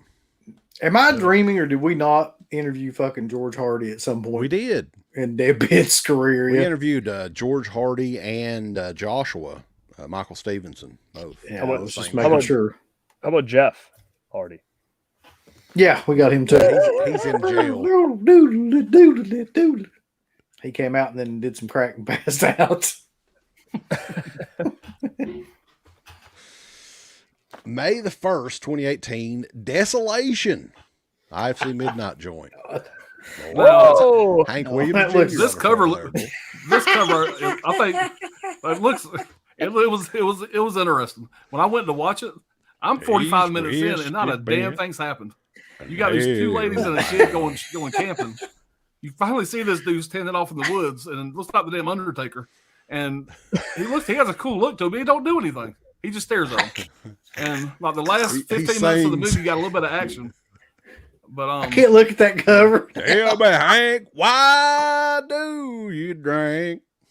so Oh, yeah, I was hoping it God. was going to be good. I like these outdoor survival movies, and this thing was slow as hell, man. Very I got to slow. get that now. I've got to. I'm pretty sure I can get it cheap. Fucking. Oh, look at that one. Hamilton. Sick. Yeah. Desolation. So, but I can't wait for something to happen, man. They had a good setup, and it never. I don't know. It's too Who slow. the man. hell names Too slow. these fucking movies? Because the other one that came out the same day, Starring Adam Bomb. 1993 Adam Ball. Oh, Throwing the football. oh, Jesus. another IFC Midnight movie, Kaleidoscope was. Kaleidoscope. Yeah. I think I seen had this that one game yet. for my first computer or So- something. So, Now, it's what got, in the hell would that movie be about exactly?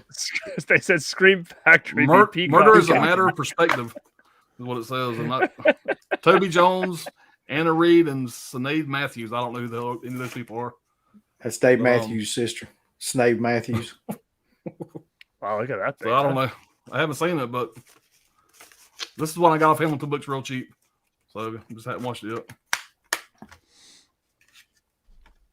Cage Fury on May the 8th. This one's from 1989. That movie sounds familiar now. Who's in Yeah, I that? thought I Yeah, had this is- that. But yeah. I couldn't This is a find fun it. I couldn't movie. find it. You got Eric Estrada in this. Eric Estrada might be one of the worst actors in history of movies. And he just walks around with his pretty face and his turtleneck. And they're his sidekick in this is like a martial arts badass. And you can tell that he's not. They have like one fight scene together and he gets like shot. So the rest of the movie, he's like the guy in the chair. As the other guy goes and does all the action scenes, and he just kind of stands there and doesn't do shit the rest of the movie. But That is this funny. thing is wall to wall tits and ass. I mean, it's got a lot of good visuals in it. So, but it's a fun movie. I like prison movies, women prison movies. This is one of the better ones I think. Campy and shitty as hell, but the fight scenes are funny as hell. So this was a good time. I know one guy that would definitely like that movie.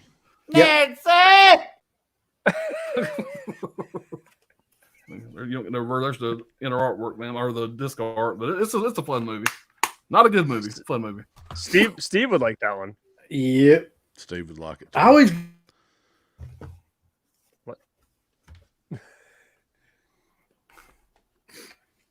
Your mic's off. He clicked his mic off or something.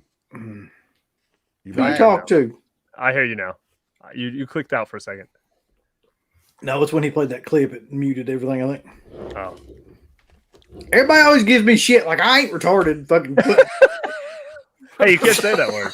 Oh, sorry. I'm not mentally disabled. Fucking He's not me. on here. I gotta click this button.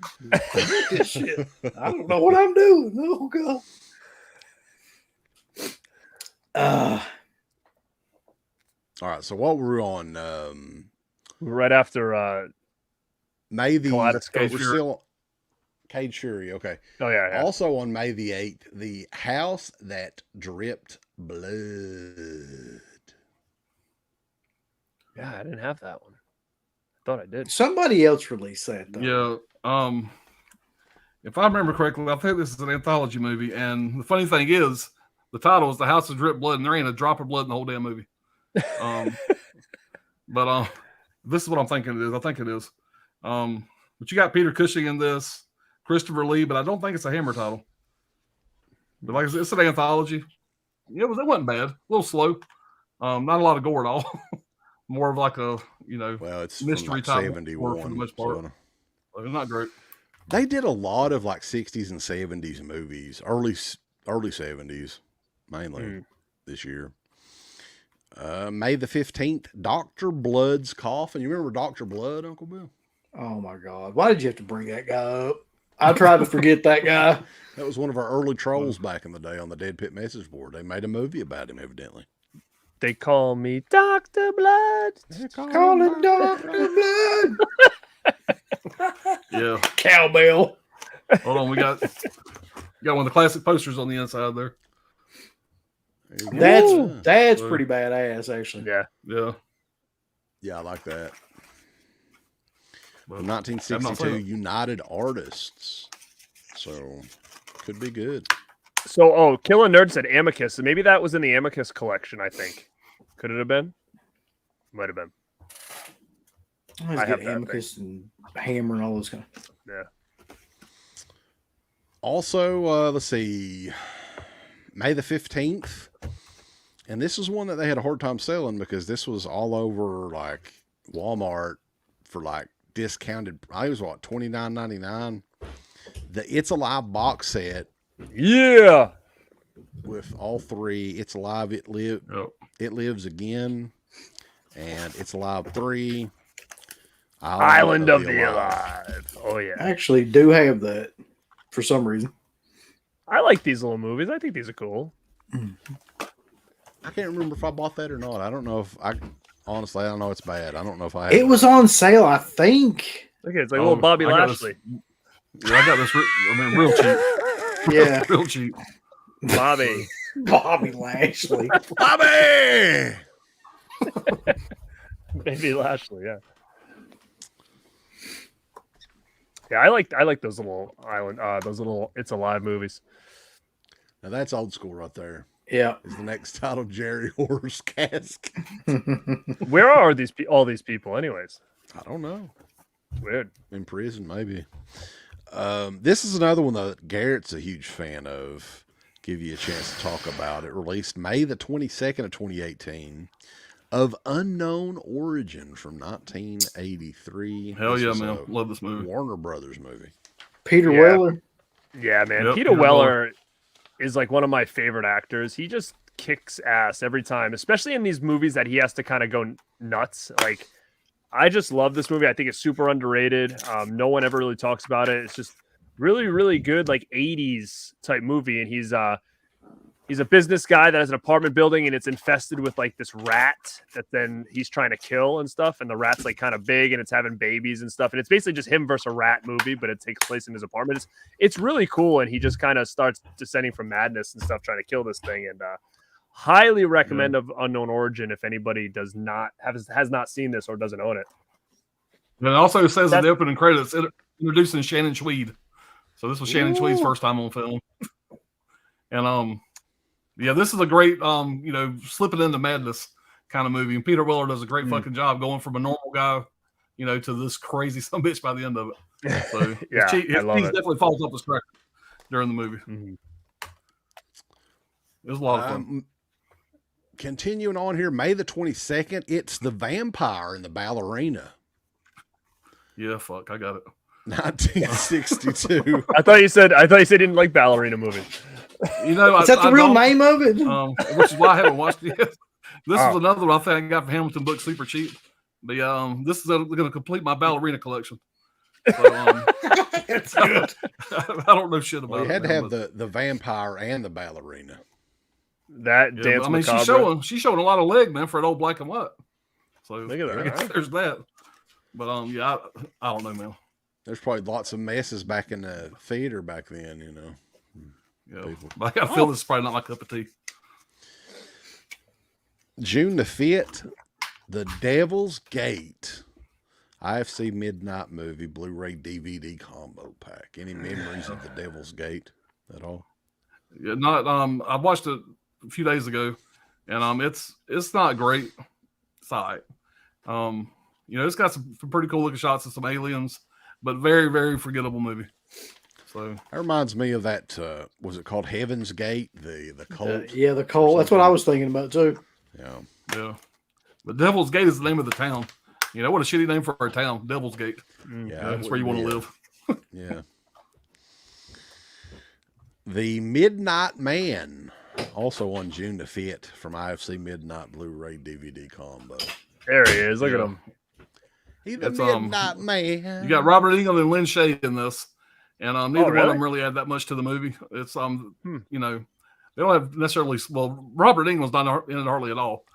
He kind of pops in there at the end for a little bit in the beginning. Lynn Shay, she's the old grandma that's bedridden. She has a few moments that are pretty good, but overall, this is it's all right. It's very, very forgettable. It has some pretty good gore shots in it, but kind of a forgettable movie. It's not bad. Not the worst I've seen. Another anomaly, though, in this year was the collector's edition of Ninja 3: The Domination, which they did like. That's a great movie, though. They did a collector's edition, though, without a slipcover back in like 2013. No, I don't think it was a collector's. That's why. Yeah, I never got that one. But that's the one I have. I don't. Was it a collector's back then? Do you know? No, it wasn't. It wasn't. No, I don't think. Which is again, it was such a weird. Yeah, like I have that without the slip or whatever, but I wasn't going to double dip on that. I don't know if it's got special features or just the slip. I'm not sure exactly. It says on this list that it was the collector's pretty good edition, amount. but I don't know. Well, this one here was a collector's edition. When they first released this, it was just like a kind of a bare bones release, and then later on they re-released it as a collector's edition and added a shitload of features on the back. I do love that movie though. Yeah, it is. You remember? It's a good one. There was a time period when CK like had a Sho Kazuki kind of. I don't know, like he was obsessed with Sho Kazuki. The thing is I couldn't figure out which ninja movie it was because Sho Kazuki did a fucking ton of ninja movies in the late 70s, early 80s. And I kept thinking it was maybe the American, like he didn't do the American ninja movies, but I didn't know what it was. So it took me forever to find it. There was Return of the Ninja, Revenge of the Ninja, and then this one. And Revenge of the Ninja, I've seen it in the movies in the theaters when I was a kid. Revenge of the Ninja is one of my favorite ninja movies. It's a lot of fun. It did Enter the Ninja too, which was Franco Nero, I think, is in it. Maybe it wasn't Enter the Ninja. But Revenge of the Ninja. I mean, he did more. Part. He did Pray for Death was another ninja movie. I've got that one. Yeah. He did a few years ago. He did the Ninja Assassin. He's like the main guy in that at the end. I think Arrow released a couple of his movies not too long ago too. I know they did Pray for Death. This one here is like a horror / ninja movie. I mean, Lucinda Dickey is in it, and she's possessed, which is great. Yeah, I like anything with Lucinda Dickey. So. The opening, probably 10, 15 minutes of this movie is probably the best ninja cinema ever put on film, I think. From what I can recall. Then you get a nice hot tub ninja scene or whatever. It's good. I mean, I think it's well made too, actually. But what else can you say about Ninja 3: The Domination? It's classic. June the 19th, Alien Predators. Bulls. How confusing is that going to be? This has got that dude from Fade to Black. What's his name? Dennis Christopher. And he plays kind of a playboy type character in this. It's another movie. It was forgettable, but it was much better than I thought it was going to be.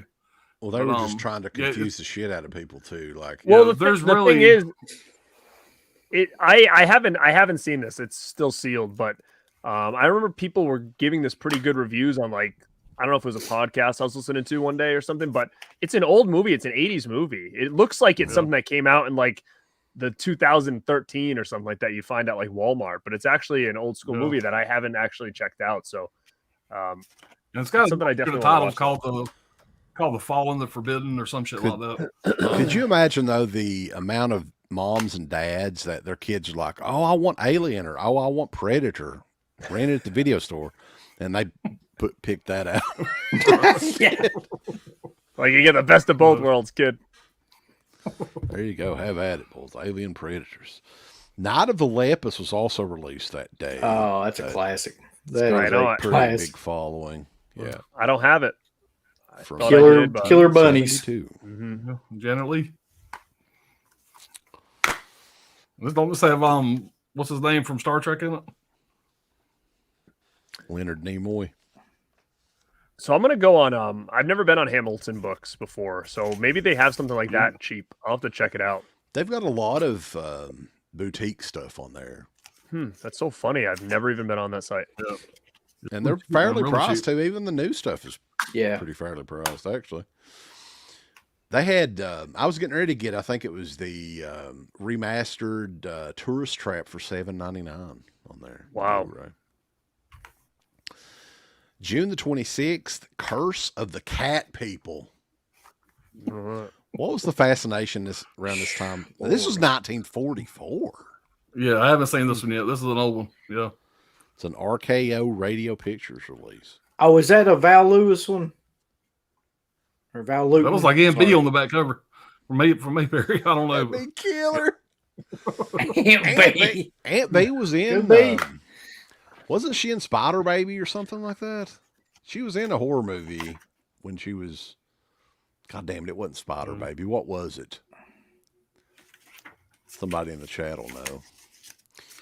So there was like Val Luton made a movie that was the inspiration for the remake that they did of Cat People that had like in the 70s. That might be it. I'm not sure.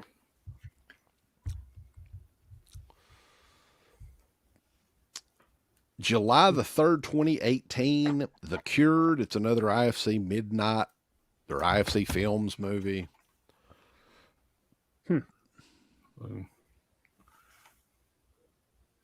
I haven't seen this recently, but I think I have seen this since I've got it in, but I haven't watched it recently.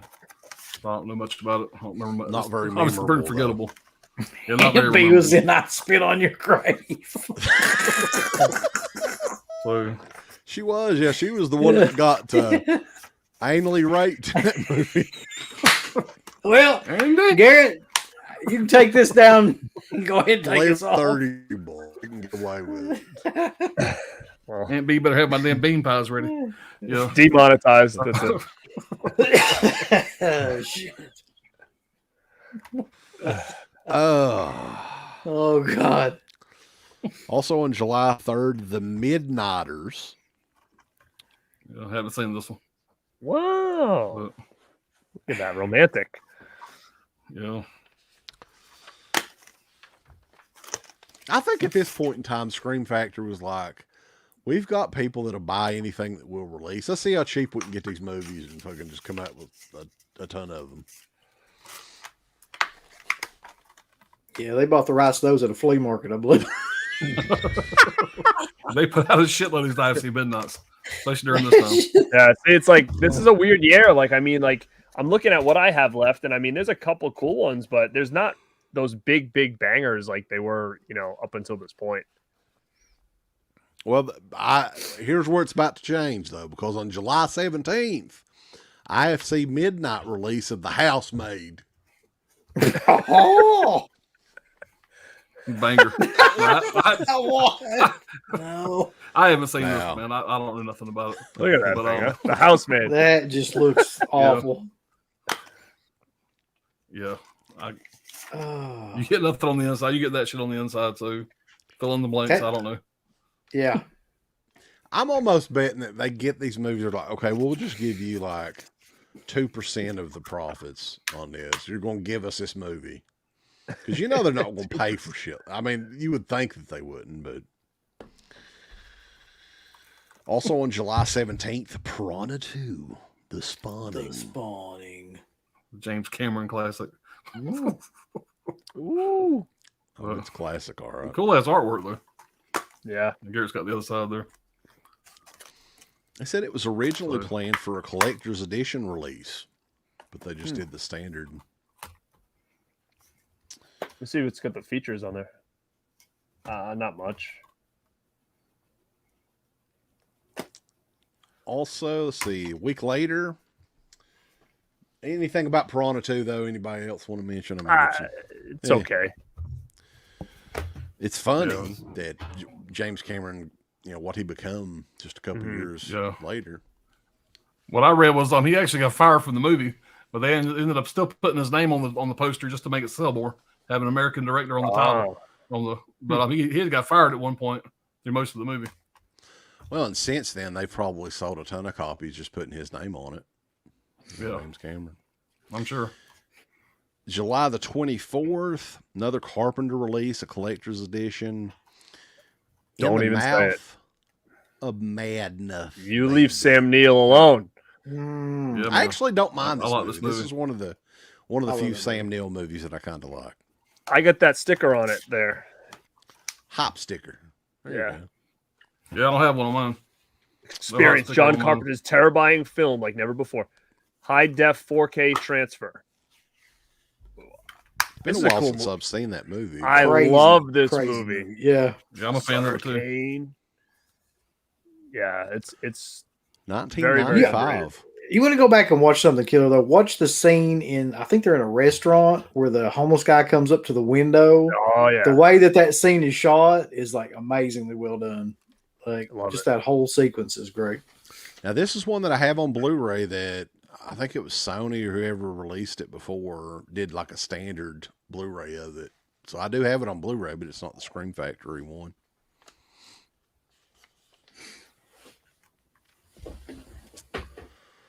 Memoirs of an Invisible Man. Also on that day. As far as I remember, I haven't seen that movie in probably since it came out. I don't remember that movie being great. Yeah, I thought it was all right. It's okay. HBO used to play it on repeat back in the day. Yeah, it's okay. Again, this is one of those Carpenter movies that no one ever talks about. I don't know if I've ever seen it. I don't know if I've ever seen that one. I think it's entertaining. Yeah, that one was one from 92. It came out. Okay. August the 7th, 2018, Low Life. The Tony Moran story. Shit. Is that a guy in a luchador mask at the top? That's a good one. What? He's a low life. Good Lord. Well, there's another IFC Midnight, by the way, if you haven't figured that out. Yeah. Man, they did a lot of IFC Midnight releases on this year. Also on August the 7th, they did Pie Whack It. No, you don't. Did they? Pie Whack It, baby. You should do a double feature with Pie Whack It and the Willets. Kevin Sullivan stopped him right in the Pie Whack It. Wow, look at that. It's creepy. It's like Skinny-Marink. Oh, God. Pie Whack It might have been the precursor to Skinny-Marink. We don't know. Yeah. I think it was. I've seen this, and just skip it. It's okay. It's something slow as hell. Not a whole lot happens. August 7th. Also, there's a lot of stuff on August 7th. I know it feels like somebody's watching me. And I have no privacy. Yeah, I've got that. I could not find it. I've got that in the DVD of that Twisted Terror collection, I think. Yeah, it was in that. It came out, yeah. No reversible. You get a shot there. Yeah, that's one that I think I have over there. I got it. Very discounted rate. I hope Scream Factory continues to have those sales like they had. Ragnar doesn't like John Carpenter. There's a couple things in his movies he doesn't really like. Yeah. I'm sorry if I don't trust his advice. Can't get behind him. Steve's like, I don't like him either. Yes, that's shit. Another IFC Midnight. Wildling? I finished this right before the stream started. About 8 o'clock tonight. I'm Was sorry. it wild? Was it wild? It's got Viv Tyler in it. Did I say her name? Oh, Liv Tyler. Steven Tyler's daughter. And it's all right. It's got some interesting scenes in it, but overall, it's somewhat of a letdown. But it wasn't as bad as I thought it was going to be.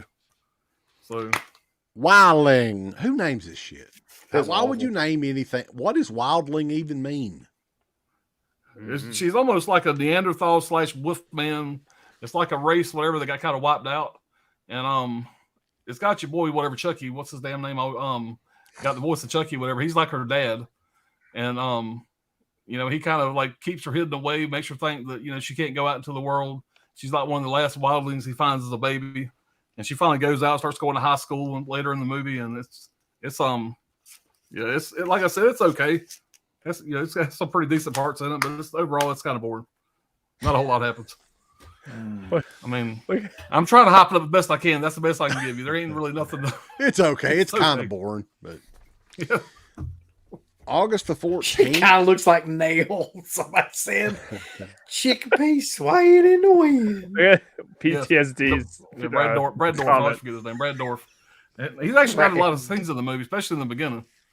So, Oh my god. Nail. You remember that movie? Yeah. They never do that movie now, man. No.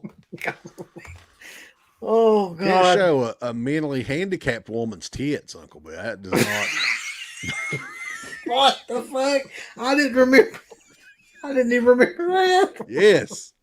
She wasn't mentally handicapped. She was deaf. If you Or remember, whatever right? was wrong with her. There was She- something wrong with her. They were taking advantage of her, showing She her was nude. deaf because she'd grown up and her mother. Yeah, it was a whole thing. Anyway, and you do get some wildling titties in this. You get some nice Wildling. wildly nudity. She's kind of hairy, but nice Garrett. titties are not bad. Garrett, delete. What is happening? What is happening? Delete. Abort.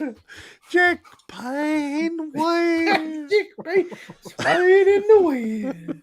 I am so lost right now. I don't know what's going on. You've never seen Nail, Garrett? Have you never seen that? Nell? Nail. Yeah. No, I've never Li- seen it. Liam Neeson, Jodie Foster. Oh and my I think, god, you've never seen Nail? Jodie Foster No. directed that, I think.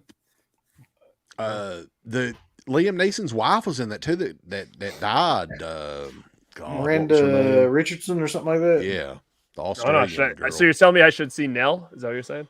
Yes. Everyone should see it right experience now. it. Yeah, experience it. 4K?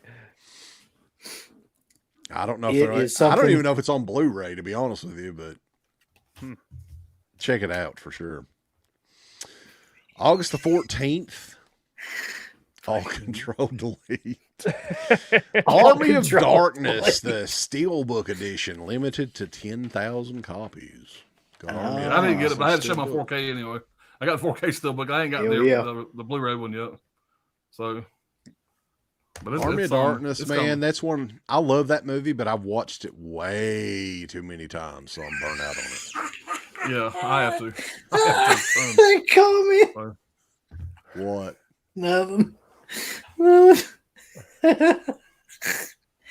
Oh God. Yeah, Is you that guys are real? Is that really the tagline? A beautiful young hermit woman with many secrets. KB is in the house. What's going on, man? He said that you definitely need to see Nail. What's up, Nail KB? is actually a good movie. I mean, it's not a bad movie. It is. Dirk is not a fan of Army of Darkness. What do you guys think of it? I always liked it. I like it. Yeah, I I like don't know how you could. I don't know how you could not like Army of Darkness. it. Yeah. It's just a goofy, fun movie. Yeah. I mean, it's like I said, I've seen it probably way too many times. I think we did we do an on the road for it? I know we saw it in the theaters. I can't remember if we filmed it or not, but that's one that we got to check out at a midnight movie back in the day. Also on August the 14th, another Steelbook edition of The Howling, Joe Dante joint. I actually do have that. Showing off some fangs there, boys. Great movie. Yeah, it is. Great steelbook too. Yeah, that's one of the 4Ks that I actually picked up because it was like crazy cheap on Amazon or something, like $10 or something like that. So, Life Force was also that day, the steelbook. I would like to have that, but I do not. Yeah. Everybody needs that in the best quality imaginable because y'all know why. Lord. 4K titties. That movie may have the most nude, in terms of length of time that somebody's nude in a movie of any horror film I've ever seen. Yeah. Can't I go did wrong buy that with yesterday off Facebook. It's coming. So I don't have it yet, but it's on the way. This is one that I didn't get when it came out, but it was one that I always wanted pretty much I don't think it didn't stay in print very long with the slipcover and everything. Also came out that day though. Return of the Living Dead Part 2. Classic. Yep. Except it's completely just It's not good, but I love it. no. The special effects in it are just, if you watch it now, they're god awful. Yeah. It's a prime example of a bad movie that I totally love. I love every minute of it. I like it. Yeah, it's fun. Get the Michael Jackson zombie. And it's actually one of my electrocuted earliest, Michael Jackson. yeah, for no reason either. It's just one cut scene that they could have easily just taken out but it's my earliest memory of going to the movie theater as a kid. So this came out January 1988. I wasn't even 8 years old at this point. But I've always loved Return of the Living Dead too. The next one, damn, they had a lot of stuff on August the 14th, 2018. The Unborn from 1991. There are a couple of different movies called Unborn. Yep. So this is not Juby though. Right. No, Okay. I thought for sure I had that, and I could not find it in that shelf. Yeah. Independent release looks like. It's a Corman movie, right? It says it was Cali Film was the distribution company on it. It's got Kathy Griffin in it. If that's a seller for you. Oh god. That's odd. Also, another good chance to tell everybody to thumbs the video up. We got 160 people checking us out live right now, so that's very cool. Staying up kind of late with us and everything. We just have a few more left, and then we'll be done. So, Straight Jacket from 1964, Columbia Pictures release. They did a couple. That's of Joan Crawford, I think. Yeah, starting Mommy Dearest here. Yeah. But And I haven't seen the show. I believe is that William Castle that directed that? Yeah. Yeah, I think there are two William Castle movies here because The Tingler is the other one that came out the same day. Yeah. From 59. All-time classic right there. Yeah, that is. Vincent Price, joint, Yeah. Columbia Pictures. Love that movie.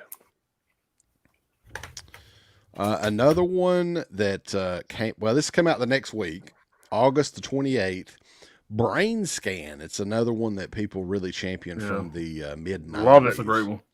Love That's a it. fun movie. Edward Furlong. And what was the dude's name in it? Trickster. Frank. Yeah, the Trickster. Yeah. Trickster, yeah.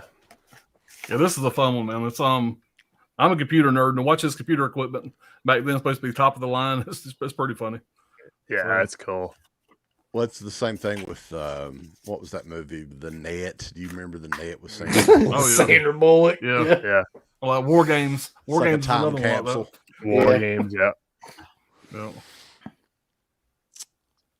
Even little things like Lawnmower Man had a lot of that stuff as well. Yeah. Also, see, September the 4th, we're cutting to September the 4th, Ghost Stories from IFC Midnight. DVD Blu-ray combo pack. Yeah, this is like an anthology type movie. I think the only big star is Martin Freeman. It's got some creepy damn shots in it. There's some creepy scenes in it. But Yeah, overall fairly forgettable. But it does have some pretty creepy shots. You know, I don't remember why I got this. I don't know if I've even watched it. I can't remember it. it's not the worst thing I've seen. Like I said, it got me a couple times. There was some creepy shit in it, but not bad. I know the next one though that come out September the 11th, 2018, one of Uncle Bill's favorites. Oh God, Brain Dead Oh yeah, from 1990. Bill Pullman, I Bill didn't have Paxton. That's a Brain good one. Dead. I thought I had it. Couldn't find it. Maybe that's Man, the one to buy. That's another one though. I definitely remember that cover art. Saw on top of his head off, but yeah, From 1990. it's a fun one, man. Concord. Was that a Roger Corman movie? I think it is a Adam Corman movie. Simon. Is it a Corman movie? I He may think have it is. produced it or something. I thought that You was got his George company. Kennedy in this also. Yeah, it's all right. I gotta Pretty good. probably I enjoyed it. There's a lot of randomness in this year with Scream Factory. A lot of different companies and older, obscure movies. On September the 11th, also, The Seventh Sign from 1988, originally a TriStar Pictures release. Yeah, I remember that one for Yeah. sure. This though. movie holds up pretty well, man. You got what's his Demi name? Moore, Bing? right? Yeah, Demi Moore and Michael Biehn from Terminator and Aliens and stuff. This is actually a pretty good flick. So holds up pretty well. It's dated. It's dated. I would Special like to effects are see dated that a little again, bit. though. It's been so long since Yeah. I've seen it. I'd love to see it again. That's Yeah. probably one that's out of print at this point, though, I bet, right? I don't Yeah, I'm know. not I sure. have the DVD. I didn't own that Scream Factory title. Yeah, but it's a good one. I'm gonna write these down, man. The next week on September the 18th, they had a couple of different releases. The first one, The Evil from 1978, a New World Pictures. It's a cool movie. release. Yeah. This is cool. I haven't seen this one, but I've seen it before. Yeah, that's a good I one. remember that artwork. I've probably seen it, but it doesn't ring a bell. Evil. The second one from September the 18th, one that Garrett champions a whole lot. And it's the only one that I actually recently watched, so we could kind of talk about it a little bit. It's Scream for Help, boss. Mm. I Yeah. got my copy too. Got the director This Death is Wish. Oh, it's one of those ones that really caught me off guard. I had never heard of it before, and I had bought it maybe on a sale or something. And then one night, randomly, I just threw it on. I don't know if maybe it might have been on like Into the Darkness documentary or something. I was like, oh, it looks pretty cool. I have that. And I watched it and I was like, this is actually really, really cool that no one ever brings up. And I told you guys about it. And I think that's why, Wes, you ended up grabbing it. And you said you watched it today. I'm curious to know what you thought. You didn't tell me. Yeah, I mean, I liked it. It's got some hokey stuff in it. Like, there's a scene, like one of the girls, the lead in the movie, her best friend gets run over and killed. Yeah. And immediately she fucks his boyfriend, right? Literally the next scene. that sounds about right. Yeah. But And mean, don't watch I the trailer. liked- The trailer shows everything. I mean, it shows all Oh, kind of shit in yeah. the trailer you don't need to know. A lot of spoiler shit. I had fun with it just because, like, it's kind of cheesy and everything, but I mean, it's a fun movie. I enjoyed it for what it was, and there's a lot of gratuitous nudity in it as well, which is fun. And I thought the lead guy in it did a pretty good job. What was his name? David Allen Brooks, who was in The Kindred as well. He was the lead in that because I knew I'd seen him in something again recently, and I was like, what in the hell has that guy been in? But he'd done a lot of movies, but The Kindred was the one that I was thinking about. Yeah, Brian Goes Blue said it's the best Lifetime movie ever or whatever. But I mean, it kind of has a little bit of a vibe like that, but it's got a little bit of home invasion and stuff in it as well. And I don't know, I just thought it was pretty fun. Matt says it's kind of like Butcher Baker Nightmare Maker. If that's the case, I definitely want to get that. I Yeah, just watched that the other what's- day. The same guy that made the first 3 Death Wish movies too. Oh Yeah. wow. Yeah. Same director and everything. Yeah, I mean, it's fun. I mean, I don't know if it's really horror. Like if you like The Stepfather maybe or something like that. I don't know. It was from 80, what was the year on this? 84? Get it. Yeah, I would recommend it for sure. Get it. September the 25th, The Bride from 1985. Shit, I remember that movie. Oh yeah, I do remember Yeah, that movie. because Sting's in it. Sting. I don't remember that. Yeah, this is Not back the in good MTV Sting. days. This thing was popped up like a bitch when it came out. Not the good Sting. No. Yeah. Jennifer Beals. You're at the wrong place at the wrong time. That's what's going on. Like to see that Sting drop from the rafters. That'd be great. The bass. Now, this next movie is a clear example that anything can be a collector's edition. Any movie. You leave Linda Blair alone. I love Linda Blair. She's hot as hell even in this movie, but Jesus Christ. It's The Exorcist II, The Heretic. Quite possibly one of the worst movies ever committed to film. It's pretty bad. Probably one of the worst mainstream studio movies ever made. Yep. Yeah. Another VHS cover I remember seeing 100 times. When that movie came out, it was the biggest budget Warner Brothers had ever done for a movie. That's crazy. That's crazy to think about that.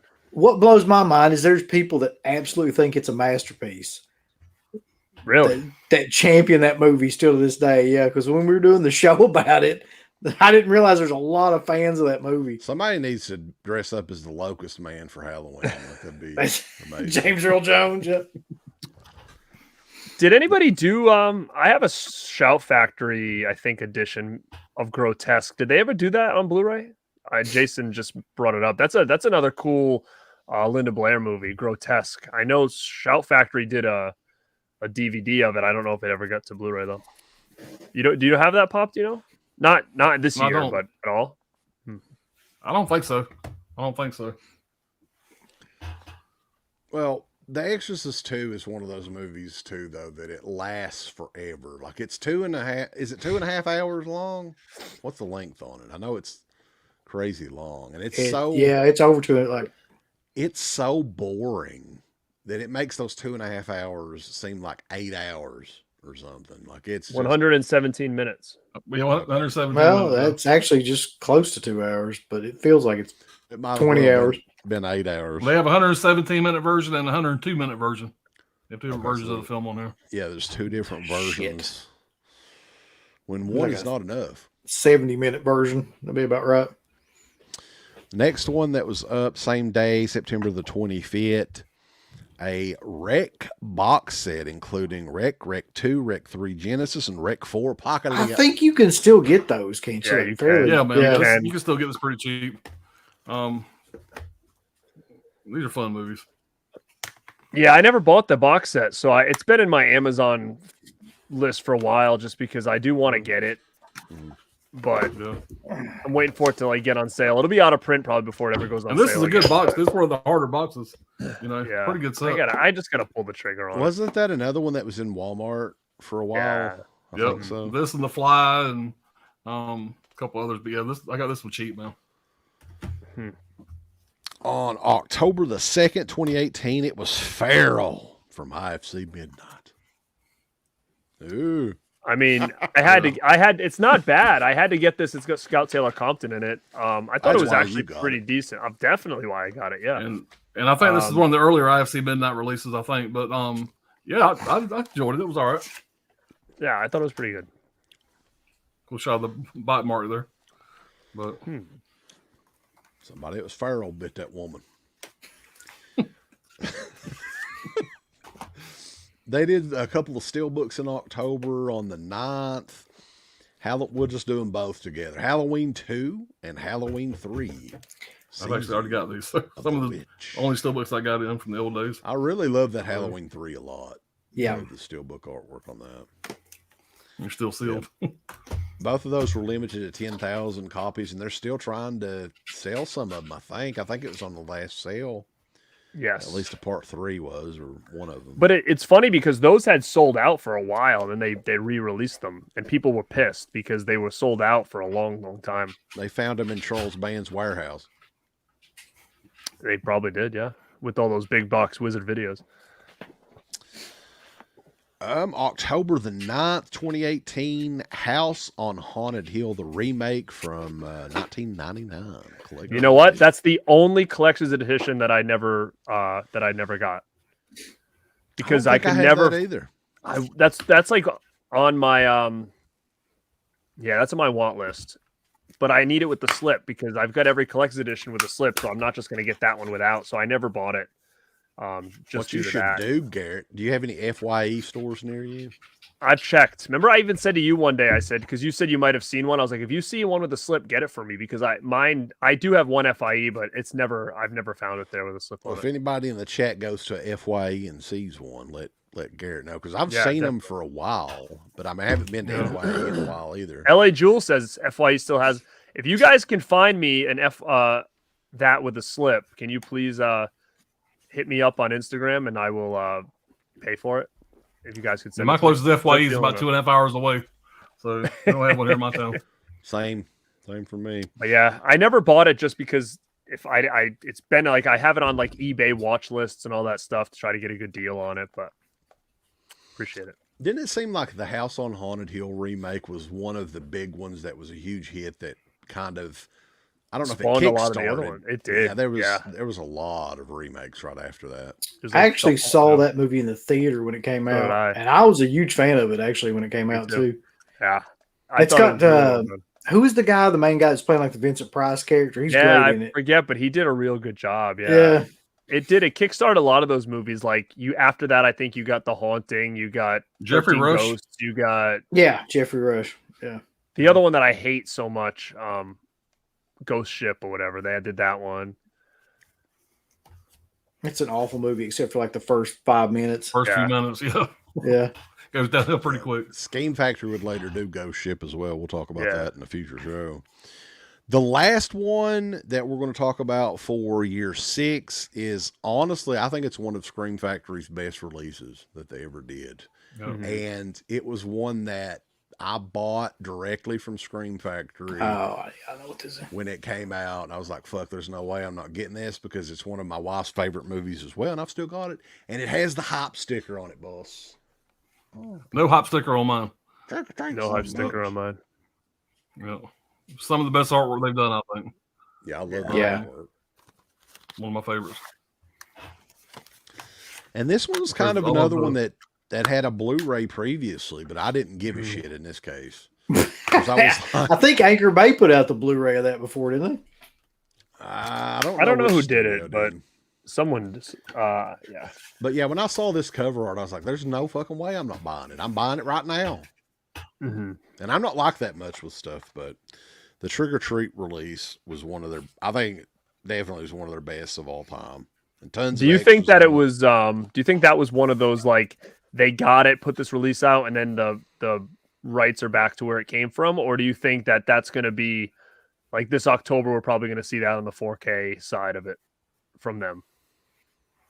Yeah, I would imagine they would be the ones that would do a 4K for that. I mean, it's possible Warner Brothers could do it, I guess. But yeah, I mean, I would imagine that would definitely be one that Scream Factory would want to do again in 4K. Yeah. I can see that being a Halloween release this year. One of their big ones. Yeah, 4K. I think so. Where is the sequel indeed, Jackson Jack? Yeah, they keep toying with it, but I don't know. It's crazy because every year at Halloween time around, you see all this stuff at Spirit Halloween, like a whole section of Trick or Treat memorabilia and everything. And it's weird because Warner Brothers, a lot of people don't realize this. That movie never came out in theaters at all, the original movie. It was direct to DVD. And it was like, it sat on a shelf for a couple of years, I think. I don't think they knew what to do with it. I still remember being at the theater for something, and I saw that trailer, and I was like, "Wow, that looks awesome!" And then it never came out. Because if you look on IMDb, it has it was released in 2007. It may have played at like 1 or 2 theaters in 2007, but it didn't come out until 2009 on DVD and Blu-ray and stuff. It never had a wide release at all. Wild. Yeah. But that is Scheme Factory Year 6, boss. A lot of titles we went through in 2 hours. That's kind of crazy. Now I got to put all these damn movies back on the shelf. It's gonna take this week. I know. You're not. I was just thinking of the same thing. I'm up to my ass of movies right now, and I'm OCD as hell about my collection. So I'll be up to 1 o'clock in the morning, and I put these bitches back on the shelf. Probably. I'll probably put mine back tomorrow or something. Yeah, I may do the same. Yeah, I'll put mine back tonight. But yeah, it's always a fun time doing these shows, and like we were saying earlier, I mean, we're close to being caught up. So 2018, you know, and we came back and started doing these shows again in 2020. So, you know, we're pretty much caught up. I mean, I guess we could continue on and do the years since the show eventually. But yeah, I mean, we got to pace ourselves with these Scream Factory shows now. Yeah, I mean, we're gonna be doing like 2 a year to keep it going. I guess, yeah. I mean, 3 we a may year. be able to do another one this year, but these shows are always fun to do. But they're kind of hard to do too, to talk about that many movies in 2 hours. 84 movies. Well, we did it in two. It's like 2 hours almost on the Almost dot exactly. right now. So Yeah, it's that's not bad. really good. No. I am curious though about one thing for you all that buy all the Scream Factory stuff too. Though, like, which of the 4Ks are you gonna buy? Like, what are the ones that you're like, all right? Are you saying Well, of I've already like the got all- ones that haven't come out yet? Or are you saying the one? I'm saying the ones that kind of like are getting repressed as 4Ks now, basically. Well, I've already got all of them that's come out so far. Shit! I should have known that. I'm not Why even did I gonna- not know that? Fucking lie. That top shelf up there. That's all my 4K releases. Holy Yeah. shit! But so I mean, I'm trying yeah, to they look got me right by the now balls, what I've man. got. They got me by the balls right now. So, you know, I don't know what to tell you. I think for me, like, but- if they continue to have them on sale and stuff, I'm more likely to buy all of them. And I'm thinking with new owners and everything at Scream Factory, they may be doing more sales now. Mm-hmm. Yeah, Hopefully. I mean, I'm doing all the Carpenter stuff. I have the Child's Play. I have the Funhouse. I have Return of the Living Dead. Check this one out, guys. I don't have that. I didn't get that one. Yeah, Ken don't So like you get that. the- Oh, you got it That's signed? bullshit. Oh, damn, it's Signed? signed. Yeah. Coscarelli. Nice. Coscarelli, Reggie Bannister. Oh, you got the dark. Yeah, okay. That's cool, man. That was a good deal though. It's probably. I bet it was like $40, wasn't it? Yeah, it was like $50 shipped. I mean, that's that would have cost you that much to get it signed by just Coscarelli at a convention. yeah, definitely. Probably more than that. and I love this movie too. I was just thinking about rewatching it not too long ago. So suck on Yeah, that. I like Ken. it, but it wasn't worth me upgrading it from the version I have to that. See, Same thing like the I had craft, the DVD, like- is all that I Oh, had. yeah, of yeah. It, so it Like was a I didn't get the no-brainer. craft or anything like that. I didn't get that. Trying to think of some other ones I passed on. I didn't get Happy Death Day. Did you get Happy Death Day to you? Nah, none of those. I'm trying to think. There's Yeah, another and couple I even- good ones. There's a I company. even got in Side the Hustle UK. Cinema to make me some slips for my Happy Death Days. So I got Oh, four look at cases that, and huh? bought fucking slips for them. So There Yeah, I you mean, go. because that's another thing too. It's like all the 4Ks are not collector's edition, so they're just basically redoing the whole thing again. Like some are coming with slips, some are not. It's again, it's a little weird mess over there. I think Scream Factory should have stuck with what they started doing with the Halloween 4Ks. Yeah, they should have kept them in the hard boxes for the Absolutely. collectors. I agree. yep. Yeah. But at least we got Elvira in the hard box. Know why the hell they stopped Yeah. after that? That that was a Blu-ray too. So Yeah. that didn't make any sense either. But Yeah. Robert Scott, you've missed everything, sir. We're about done. You know what's weird though? We have more people on right now than we've ever had. Like, as the Oh, yeah, later we get, like the more people They have come come out in. at night. Oh yeah, they Jesus. sure do. Yeah. Yeah. Now the later you do a show, even like if it's on like a Sunday Yeah. night, I mean, I don't know what it is, but yeah, I mean, we appreciate everybody tuning in and everything. And these shows are always a lot of fun. It's good to get Pop on here because he had pretty Yeah. much everything, Yep. right? Yeah. So Garrett kind of slowed down around this time period, whereas Mhm. Pop doesn't stop. He doesn't No. slow down. Man, I've been looking forward to the stream for a while. I watched all the other ones. I'm like, damn, I would love to join these guys for this. So you guys invited me. I was pretty geeked out about it. So I appreciate the invite, man. Well, you're gonna have to come back every time now because, like I said, I'm there. I'm starting to. I'm there. Let me know. So, yeah, Garrett, you're not gonna go. You're not gonna pull like a stepfather where you go in there and like break a mirror and like say, "Who am I now?" And look at the thing. Because you don't have all the. Wait a minute. Who am I here? Who am I? Yeah. But again, we appreciate everybody tuning in and everything. And Rob and Little Dumplings Books, you'll have to just rewind the show and because it's like 2 hours of nonstop movie talk. Yeah. Thank you guys. The chat was hot, but we had a lot to go through, so we couldn't get to everybody. But appreciate you guys hanging out with us and keeping the chat lively, as always. Yeah, for sure. So, what do you guys have planned coming up on the Born to Be Rad channel, Garrett? This Wednesday I have Rad Company with a new guest. His name is Jamie Van Leemer, and you guys should come check it out over there. He's doing some crazy stuff on social media, and it's something different. So it's not physical media stuff. It's not even movie related stuff. So I think it'd be a fun time. And if you guys haven't, you can check him out on Instagram to kind of see what he's doing over there. But I think it's really rad stuff. And come hang out with me on Wednesday night to chat with him. Sweet. And Pop, what do you got coming up on your channel? Tomorrow night, not on my channel, but on my buddy, he's been in the chat tonight, 4K Tent Revival. He's got a new series he's been doing. What's not new? He's had about 10 episodes. It's called the WTF stream. We pick a pretty obscure movie, and then we kind of just really deep dive into it. The one tomorrow night we're doing is It Follows. That's what we're doing tomorrow night. And that's going to be over on his channel. And I know on the March the 8th, I'm going to be on Bob's Blu-rays channel, kind of going over the state of physical media. That's going to be the theme of the stream. And as far as on my channel goes, I mean, I'm gonna try to record some videos one day. I ain't recorded a video in like 2 weeks. Just been busy as hell. So I'm gonna try to get back to making some videos. I really want to get into doing more reviews. You know, instead of just doing the fucking unboxing videos all the fucking time. I feel like that's all I do. So I need to get into some reviews. So, but doing a review like doing an unbox, man. You know? I was gonna say, yeah. I mean, that's gotta be a constant thing. When I was doing this Screw Factory shit, I was getting shit in like crazy.